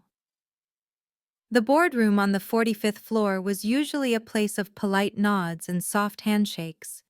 Today it felt like an execution chamber. The air conditioning was set to a freezing temperature, but Bianca was sweating through her silk blouse. She stood at the head of the long mahogany table. 12 pairs of eyes stared back at her. These were the board members. Men and women who controlled billions of dollars. They were not smiling. There were no water bottles on the table. There were no notepads. There was only a single speakerphone in the center of the table connected to the legal team in New York. Bianca gripped the back of her leather chair, her knuckles white. She decided to attack. It was the only move she had left. "This is a coordinated cyber-terrorist attack," she announced, her voice shrill and echoing in the silent room. "Sasha King has illegally breached our servers. She has planted fabricated documents to discredit the leadership of this company during a crisis. I have already contacted the authorities.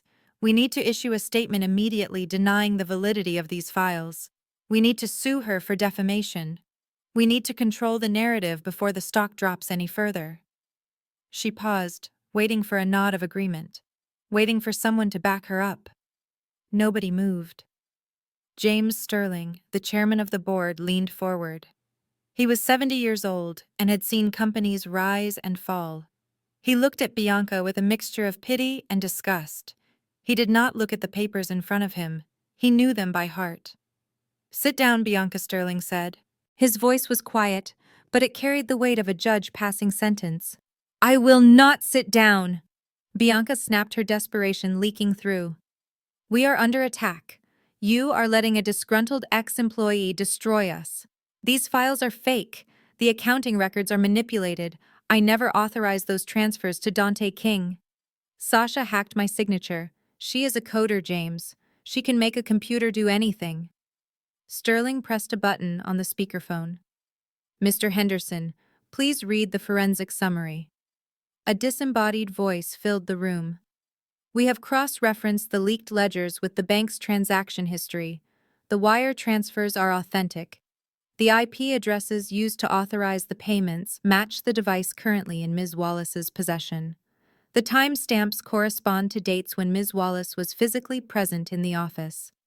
Furthermore, the metadata shows that the secondary approval was granted by Dante King using credentials issued by Ms. Wallace personally. The files are not fabricated. They are accurate records of embezzlement totaling $4.2 million. Bianca felt the room spin. The floor seemed to tilt beneath her feet. They had checked the bank. They knew. "This is a setup," she stammered, backing away from the table. "She planted the evidence on my computer.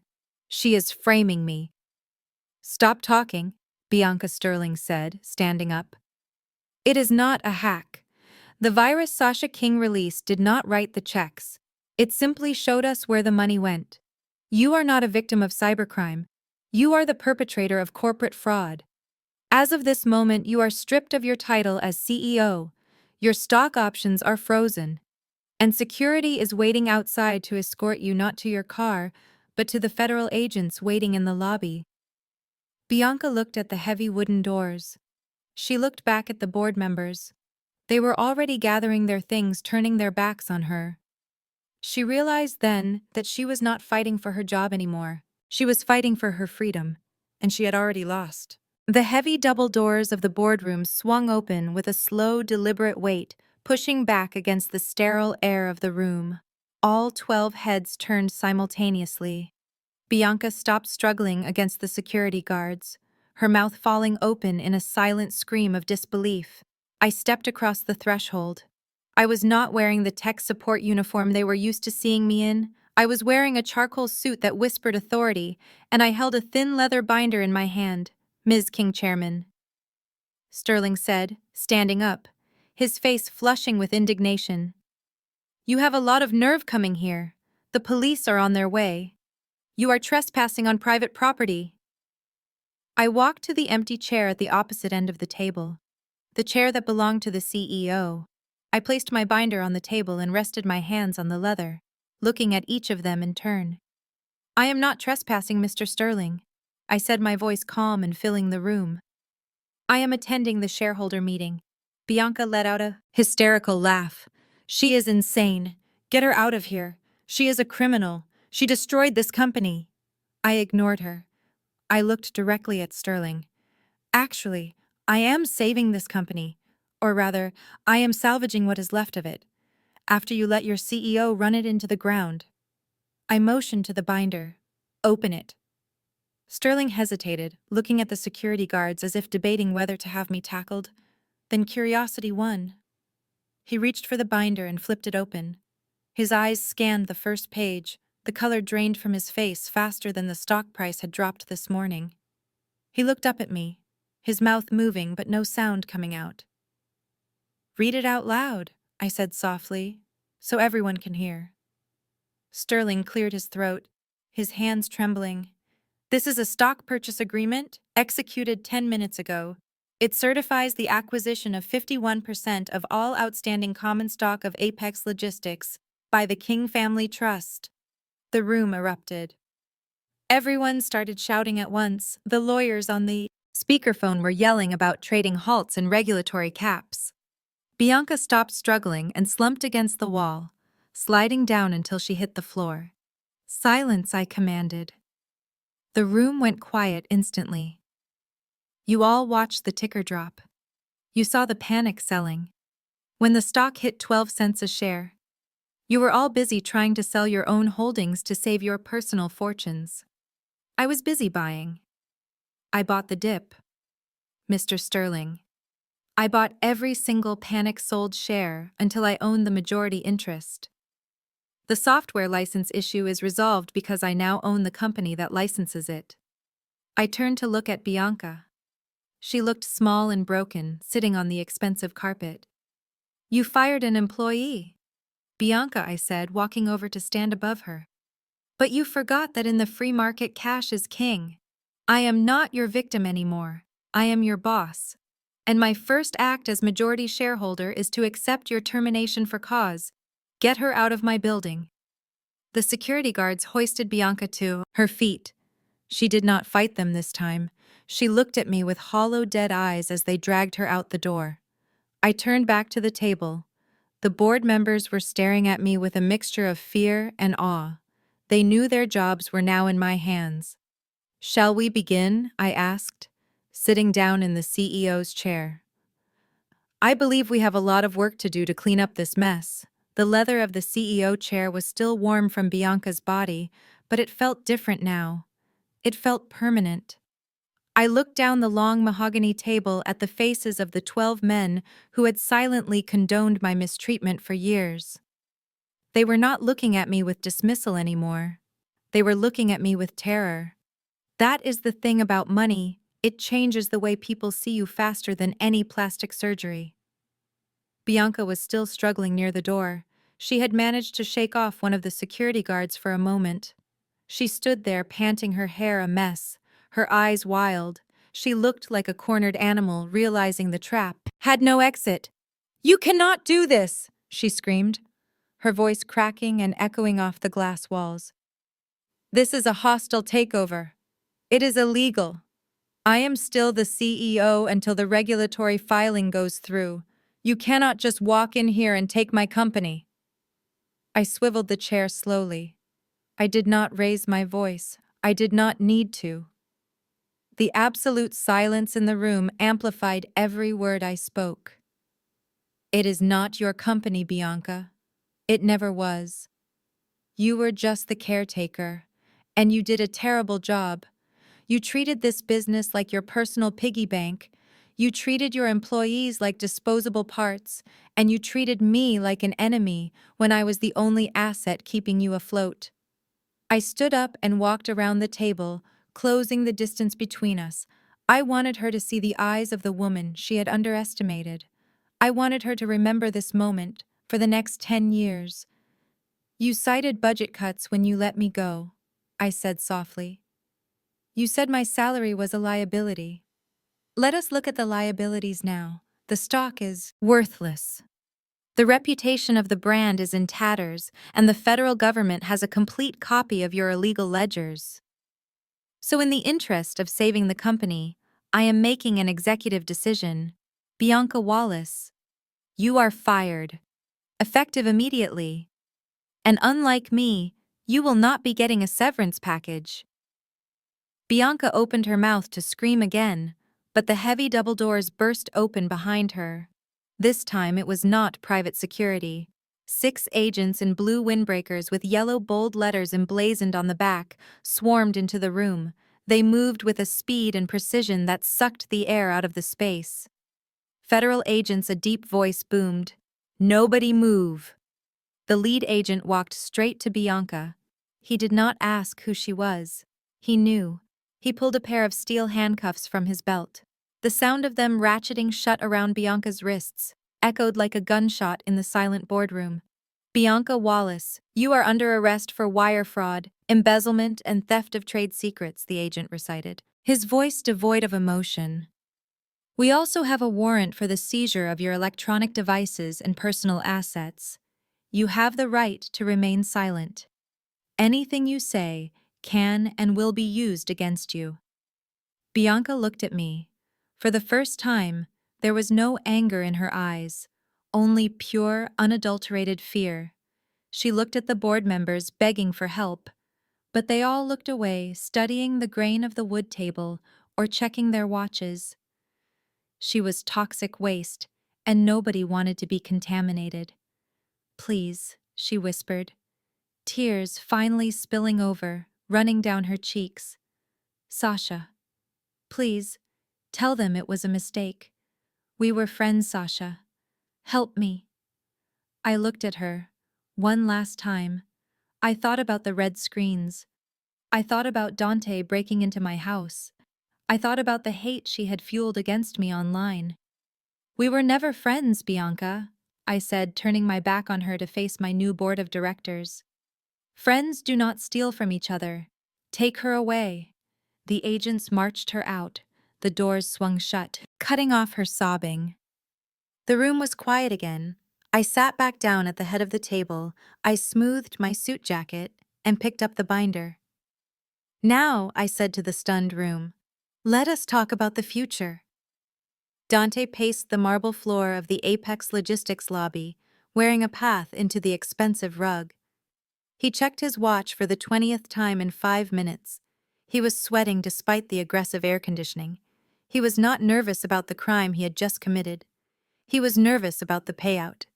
He had mentally spent the $500,000 10 times over. He pictured the first-class ticket to Miami. He pictured the new car. He pictured leaving Courtney and her debts behind to rot in Atlanta. He was so lost in his fantasy of redemption that he did not notice the heavy silence falling over the bustling lobby. The security desk fell quiet. The receptionist stopped typing. The revolving doors seemed to freeze. Then the elevator chime pierced the air. It was a cheerful sound that heralded the end of his life. The doors slid open, revealing a tableau that made Dante's knees buckle. Bianca was not walking out with a briefcase full of cash. She was being marched out by federal agents, her hands cuffed behind her back, her mascara running down her cheeks like war paint. Dante froze. He tried to make himself small. He tried to blend into the potted fern next to the seating area. Maybe they would not see him. Maybe they were only here for her. He held his breath as the procession moved across the lobby. Bianca's eyes were glued to the floor, but one of the agents scanned the room with the precision of a predator. "There he is," the agent said, pointing a gloved finger straight at the potted fern. "Secure him." Dante scrambled backward, knocking over a heavy ceramic vase. It shattered on the floor, a loud crash that drew every eye in the building. He put his hands up, forcing a tremble into his voice, attempting to play the confused bystander. "Whoa, wait a minute," he stammered, backing away. "I am just waiting for a ride. I do not work here. You have the wrong guy." The agents did not slow down. They moved on him like a coordinated wave, slamming him against the marble wall. The impact knocked the wind out of him. He felt the cold steel of handcuffs ratcheting tight around his wrists, hurting his delicate skin. "Dante King, you are under arrest for conspiracy to commit wire fraud, money laundering and aiding and abetting corporate espionage," the agent recited, ripping the phone from Dante's pocket. "We have the ledger, Dante. We have the emails. You laundered $4 million through a shell company registered in your name. You are not a bystander. You are the bagman." "No," Dante screamed, struggling against the grip. "It was her!" He pointed his chin at Bianca, who was being shoved into a waiting black SUV. "It was all her idea. She made me do it. I am just a consultant. I did not know where the money came from." "Tell it to the judge," the agent said, spinning him around to march him toward the door. Then, Dante saw me. I was standing on the mezzanine level, looking down at the lobby through the glass railing. I stood still, my face impassive, watching the man who had promised to love and cherish me, being dragged away like common trash. "Sasha!" he screamed, his voice breaking into a high-pitched wail of desperation. "Sasha, tell them I am your husband. You cannot let them take me. We are married, Sasha. Spousal privilege. You have to help me. I am family." He thrashed, trying to look up at me, trying to catch my eye, trying to find a shred of the woman who used to forgive him for everything. "Baby, please," he sobbed, losing all dignity in front of the employees he used to look down on. "I am sorry, I will fix it. Just call your lawyer. Do not let them put me in a cage." "Sasha, I love you." I looked down at him. I did not speak. I did not wave. I simply turned around and walked back toward the boardroom. The sound of his screaming followed me, fading only when the heavy glass doors of the building finally swung shut behind him. He was right about one thing. We were married, but he forgot that a marriage certificate is not a get-out-of-jail-free card. It is just a contract, and he had breached it long ago. "Officer, wait!" I called out. The two federal agents paused near the revolving doors, holding Dante between them like a sack of unwanted mail. The lobby was deadly silent. Every receptionist, every security guard, and every lingering client was watching. I walked down the grand staircase, slowly, my heels clicking on the marble with a rhythm that sounded like a countdown. Dante saw me coming, and his face crumpled with relief. He actually smiled. It was a pathetic, wobbling smile of a man who thought he had just been pardoned. Thank God, he breathed, his voice wet with tears and sweat. "I knew it. I knew you would not let them take me. Sasha, tell them.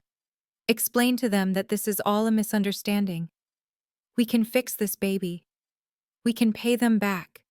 Just get these cuffs off me." I stopped exactly 1 foot in front of him. I did not touch him. I did not look at the agents. I looked straight into Dante's eyes, searching for the man I had married 10 years ago. I looked for the charm. I looked for the kindness. I found nothing, just a hollow shell built of greed and lies. I reached into my leather tote bag. My hand closed around the thick envelope I had been carrying since the morning I met with Marcus. I pulled it out. The paper was crisp and white, contrasting sharply with Dante's rumpled gray suit. I did not hand it to him gently. I slapped the envelope against his chest, hard enough to make a sound. "You are served, Dante," I said, my voice ice cold. He looked down at the papers pinned between his chest and his cuffed hands, trying to read the bold text through his tears. "What is this?" he stammered. "Is this a lawyer? Is this bail money?" "It is a petition for immediate dissolution of marriage," I said, savoring the confusion on his face. "And it is a notice of forfeiture regarding the prenuptial agreement. Do you remember the prenup, Dante? The one you laughed about signing because you said we would never need it." He shook his head, eyes widening. "Sasha? No, not now, we can talk about this later." "There is no later," I interrupted, my voice cutting through his panic. Clause 9 Section C specifically states that in the event of proven adultery or commission of a felony involving marital assets, the offending party forfeits all claims to alimony, spousal support, and equitable distribution of property. I leaned in closer, so only he could hear the final nail in his coffin. "I have the videos, Dante. I have the tapes of you and Bianca. I have the wire transfers. You breached the contract in every way possible." Dante's face went slack. The color drained away, leaving him looking like a corpse. The realization hit him harder than the arrest. He could handle jail if he knew there was a pot of gold waiting for him on the outside. But I had just burned the pot. "You cannot do this," he whispered, his voice trembling with genuine horror. "I have nothing, Sasha. You cannot leave me with nothing. I am your husband." I stepped back, signaling the agents to continue dragging him out. "You are not my husband," I said loud enough for the entire lobby to hear. "You are a liability, and I just liquidated you. You leave this marriage exactly how you entered it." Dante, empty-handed. "Take him away," I told the agents, turning my back on him. "Sasha," he screamed as the doors began to spin. "Sasha, please." I did not look back. I did not flinch. I walked toward the elevator that would take me to the penthouse office. My office. The sound of his begging faded as the heavy glass doors sealed shut behind him. I took a deep breath. The air in the lobby tasted different. It tasted clean. It tasted like freedom. I pressed the button for the top floor. The baggage was gone. It was time to fly. The downfall of Courtney King was not a sudden explosion like the end of Apex Logistics. It was a slow, agonizing bleed that stripped away her dignity, layer by layer. The internet moved on to the next scandal within a week, but the damage left behind was permanent. Her boutique was boarded up, the windows still covered in the spray paint from the protests that had erupted after her video went viral. The landlord broke her lease, citing a clause about moral turpitude, and she was evicted within 48 hours. She tried to sell her inventory online, but nobody wanted to buy clothes from a woman who had become the face of casual racism. She ended up dumping boxes of designer knockoffs into a donation bin in a parking lot at 3 in the morning just to get rid of the reminders of her failed ambition. The financial ruin was absolute. Without Dante's stolen money to prop her up, the debt swallowed her whole. The bank foreclosed on her condo. The repo man came for her G-Wagon while she was at a pawn shop trying to get cash for a bracelet that turned out to be gold-plated. She stood on the sidewalk watching her car get towed away, screaming at the driver, until her voice gave out, but he did not even look at her. She was not a VIP anymore. She was just another broke woman in Atlanta with a bad attitude and zero credit. She moved into a motel, then a shelter, then finally a cramped studio apartment in a neighborhood she used to make fun of. She needed a job. Any job. But every time she applied somewhere, the manager would Google her name and the interview would end immediately. Desperation has a way of lowering standards.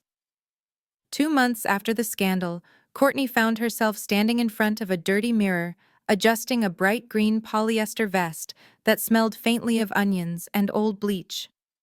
She was the newest cashier at Super Save, a discount grocery store located deep in the heart of the very community she had insulted. The irony was suffocating. Every day she had to drive her beat-up used sedan to a neighborhood where she was the minority. She had to smile at people she had once looked down on. She had to bag their groceries and ask them if they had coupons.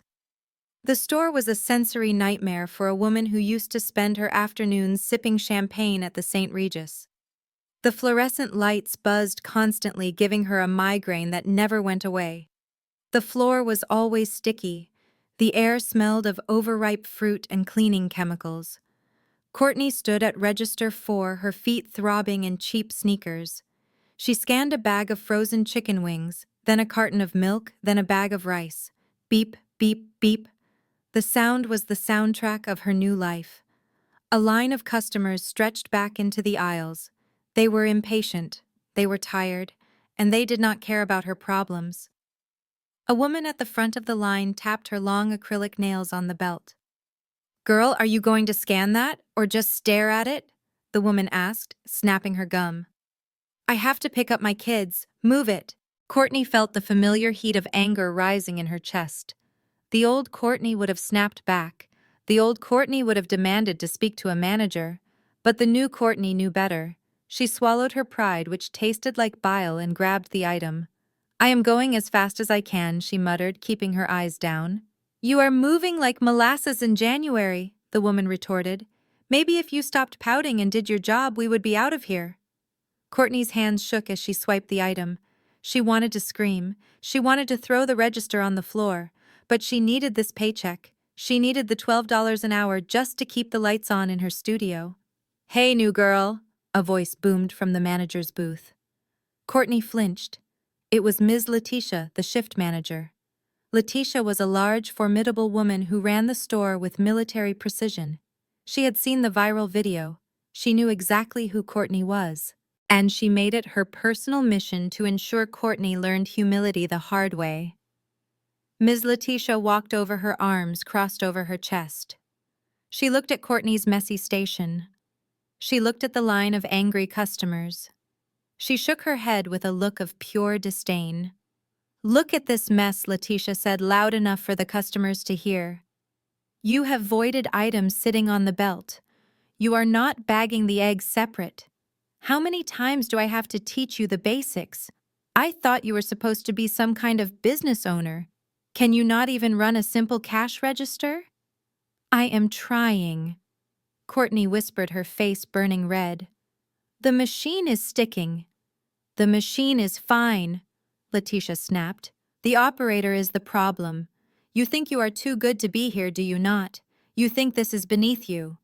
Well, let me tell you something, princess. You are lucky I hired you. Nobody else would touch you with a 10-foot pole. So you better fix your face."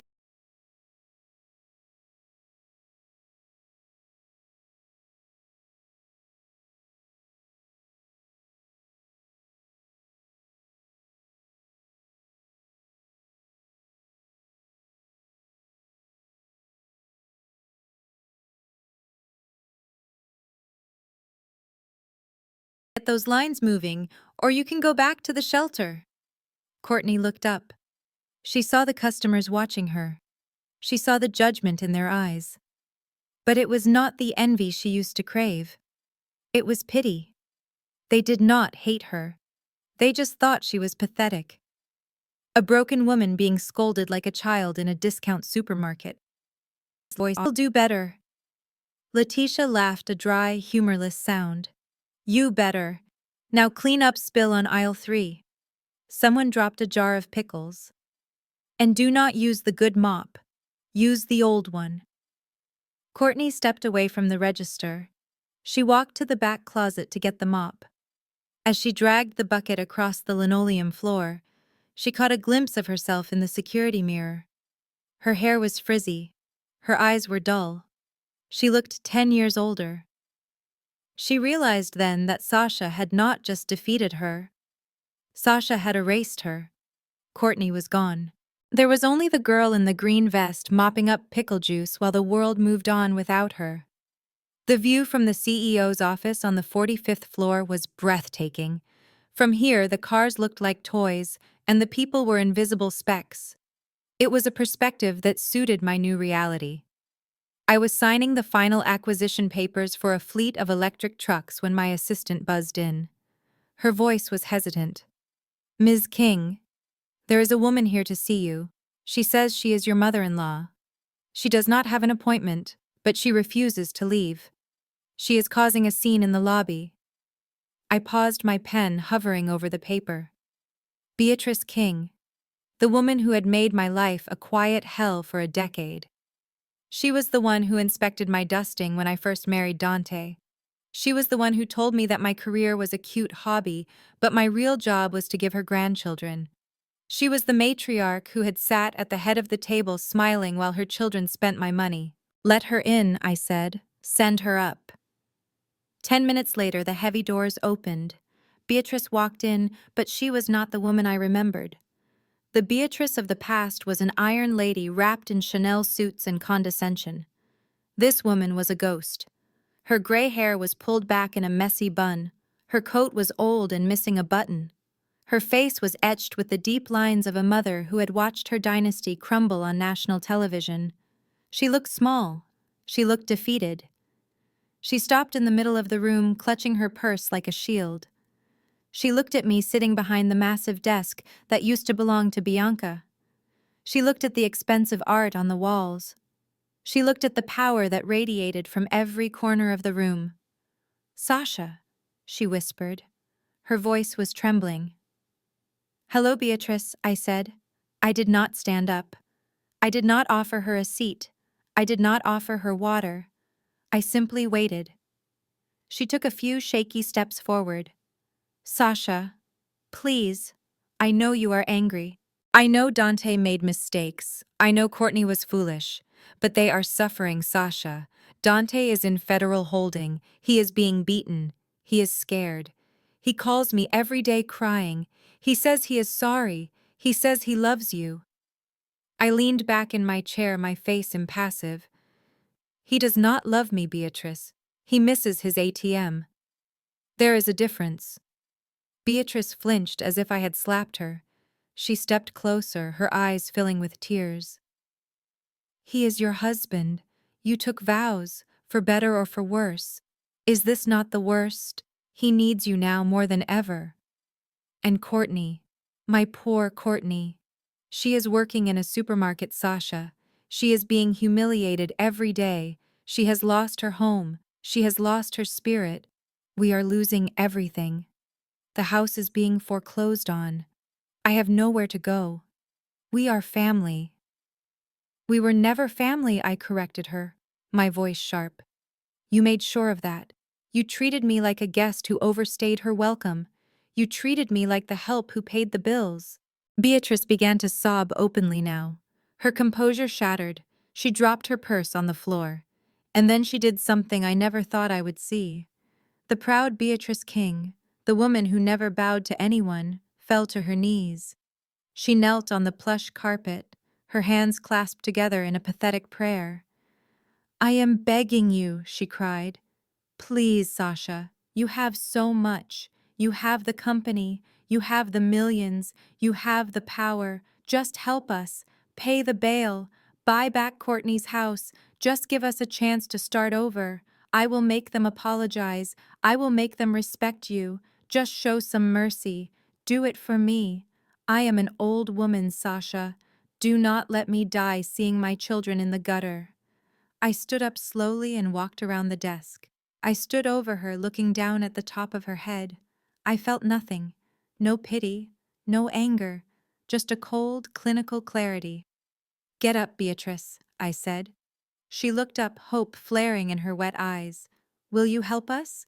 "No," I said. The hope died instantly, replaced by shock. "I am not going to help you because this is not my mess," I said, my voice steady and hard. "You are kneeling here begging me to save your children, but you are the reason they are broken. You created them, Beatrice. You raised Dante to believe he was a king who did not need a kingdom. You taught him that women were objects to be used. You taught him that hard work was for other people. You covered for his lies. You bailed him out of every failure. You crippled him with your enabling." I stepped closer, forcing her to look at me. "And Courtney, you taught her that she was better than everyone else because of the color of her skin and the name on her birth certificate. You laughed when she made those jokes. You encouraged her entitlement. You raised a racist and a thief and you called it love. Sasha. Please. Beatrice moaned, covering her face. You came here asking me to clean up your mess. I continued relentlessly. But I am not the maid. I am not the janitor. And I am certainly not the savior of the King family. You spent 30 years building 2 monuments to failure. Dante is a criminal because you taught him rules did not apply to him. Courtney is a pauper because you taught her she did not need to work. This is your legacy, Beatrice. You are harvesting exactly what you planted. I walked back to my desk and pressed the intercom button. Security, please escort Mrs. King out of the building and make sure she does not return. Beatrice stared at me, her mouth open, her face a mask of horror. You are heartless, she whispered. You are a monster. I sat down and picked up my pen. No, Beatrice. I am just a businesswoman, and I am closing a bad account. 2 guards entered the room. They gently lifted the sobbing woman from the floor. She dragged her feet, screaming my name, begging me to reconsider. I did not look up. I listened to the sound of her voice fading down the hallway. I listened to the elevator ding. I listened to the silence that followed. I looked at the contract in front of me. I signed my name with a steady hand. The ink was black and permanent. Just like my decision. I had not just divorced a husband, I had divorced a curse. And for the first time in my life, I was truly free. The ink on the acquisition contract was still wet when the notification hit my phone. The screen lit up with a number that looked like a telephone number, but it was actually a bank balance. $2 billion. That was the final valuation agreed upon by the Board of Global Transport. I sat across the table from their CEO, a man who had spent the last hour shaking his head in disbelief. He had told me that what I achieved in 6 months was impossible. He was wrong. It was not impossible. It was just expensive for everyone who doubted me. I had taken the broken, bleeding carcass of Apex Logistics and turned it into a fortress of efficiency. I fired the dead weight. I promoted the talent Bianca had ignored. I implemented the software architecture that I owned completely. And then when the stock price was at an all-time high, I sold it. I did not want to run Apex forever. It was a battlefield to me. A place full of ghosts and bad memories. I wanted a clean slate. I walked out of that skyscraper not as a wealthy woman, but as a legend. The press was waiting in the lobby, asking what I planned to do with the biggest payout in the state's history. They expected me to say I was buying a yacht or retiring to an island. I walked up to the microphone and smiled. I am going to make sure no woman ever has to beg for a seat at the table again. I told them I kept my word. The King Venture Capital Fund opened its doors the following week. My mission was simple. We funded female founders who had been overlooked, underestimated, and undervalued. I spent my days listening to brilliant women who reminded me of my younger self. Women who had the code but not the capital. Women who had the vision but not the voice. I gave them the checks. I gave them the mentorship. I gave them the power that people like Dante and Bianca had tried to steal from me. Now I sit in my new office. It is on the top floor of the tallest building in Atlanta. The view is different here. It is higher. It is clearer. The sun is setting, painting the city in shades of violet and gold. The chaotic noise of the streets below cannot reach me up here. It is quiet. It is peaceful. My phone buzzes on the white marble desk, disrupting the silence. It is a notification from a number I do not have saved anymore. I look at the screen. It is a text message. The area code is from the federal facility where Dante is currently serving year 1 of his 10-year sentence. I pick up the phone. The message is short. Just 3 words appearing in a gray bubble. I am sorry. I stare at the words. I wait for the old pang of guilt, or the twist of sadness. I wait for the ghost of the love I once had for him to rise up and demand to be felt. But nothing comes. There is no anger. There is no pain. There is only a mild amusement, like remembering a bad movie. I watched a long time ago. He is not sorry. He hurt me. He is sorry he lost. He is sorry. He is in a cell, while I am in the sky. I do not type a reply. I do not ask how he is doing.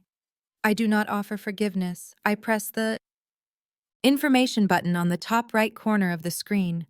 I scroll down past the options to call or share contact. My finger hovers over the red text at the bottom. Block caller. I tap it once. The message disappears. The connection is severed forever. I put the phone face down on the desk. I take a deep breath, inhaling the scent of fresh lilies and success. I turn my chair back toward the window, watching the city lights flicker on, one by one. I have a meeting in 5 minutes with a young woman who has a revolutionary idea for clean energy. She needs a partner, and I am finally open for business. The story of Sasha King is a masterclass in self-preservation and the art of knowing your own value. It teaches us that silence is often louder than any scream, and that preparation is the ultimate weapon against betrayal. Sasha did not win because she was lucky. She won because she read the fine print and refused to settle for less than she was worth. Her journey reminds us that we should never invest our souls into people or companies that view us as disposable assets.